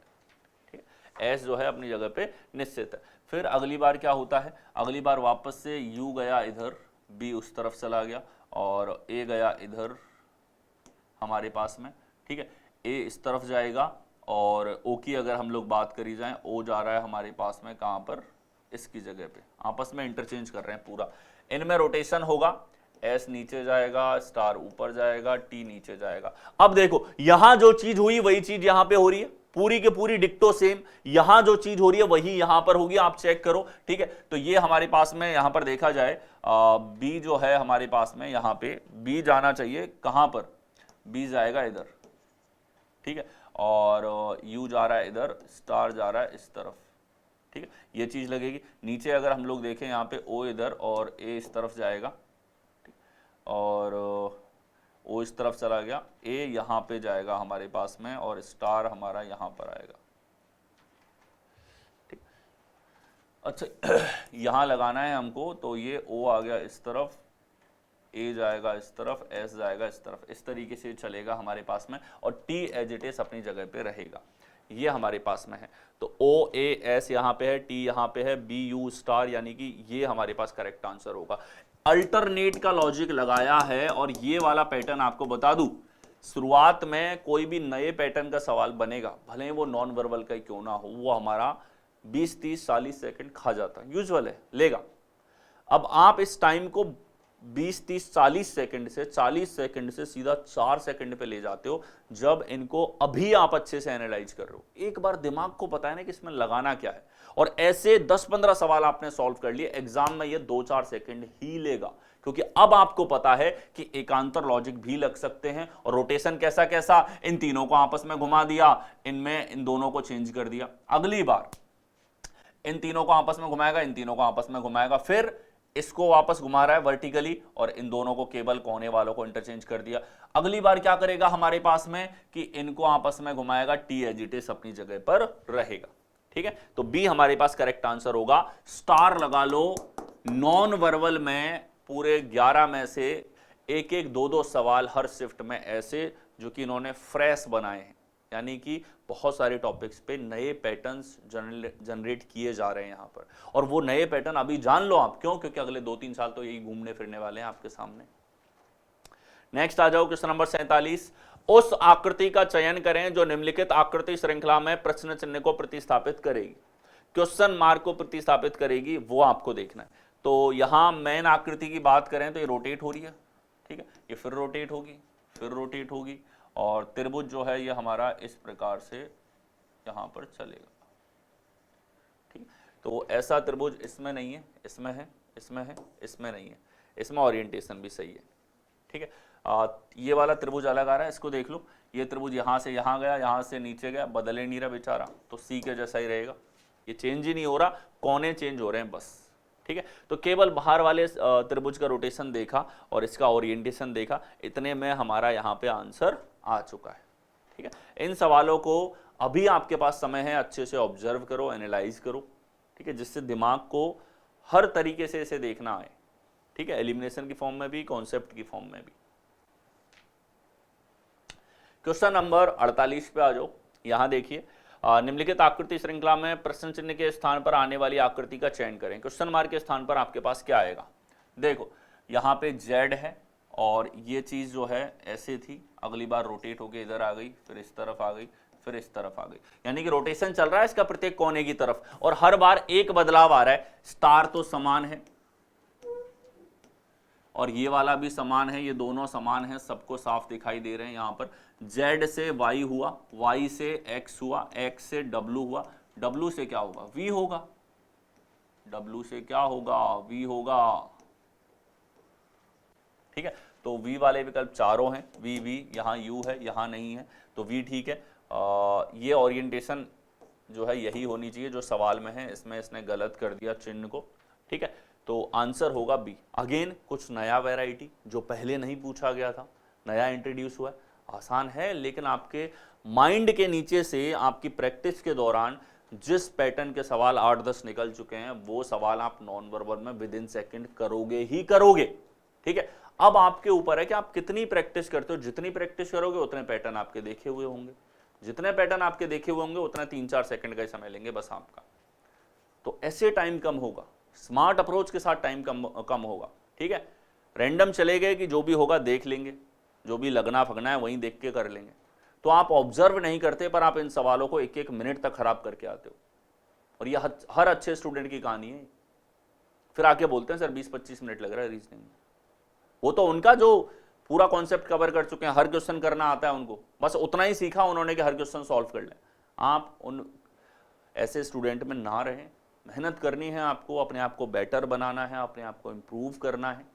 ठीक है, तो वो प्रोसेस है आपका ये मल्टीपल रिविजन्स का, जो ये पेपर आपके लिए लेकर के आ रहा हूँ। मैं इस लेवल पे मेहनत कर रहा हूँ, मैं चाहता हूँ कि आप इन क्लासेस को देखेंगे, सुन भी लेंगे तो वो भी सफिशिएंट। पेन कॉपी लेके कुछ नया पैटर्न मिल रहा है, नोट कर लो यार, नोट्स की फॉर्म में आपके नोट्स हैं, आपको सिलेक्शन दिलाएंगे। 49 पे आ जाओ। दी गई आकृति में सही दर्पण सभी का चयन करें जब दर्पण को MN पर रखा गया है जैसा कि नीचे दिखाया गया है।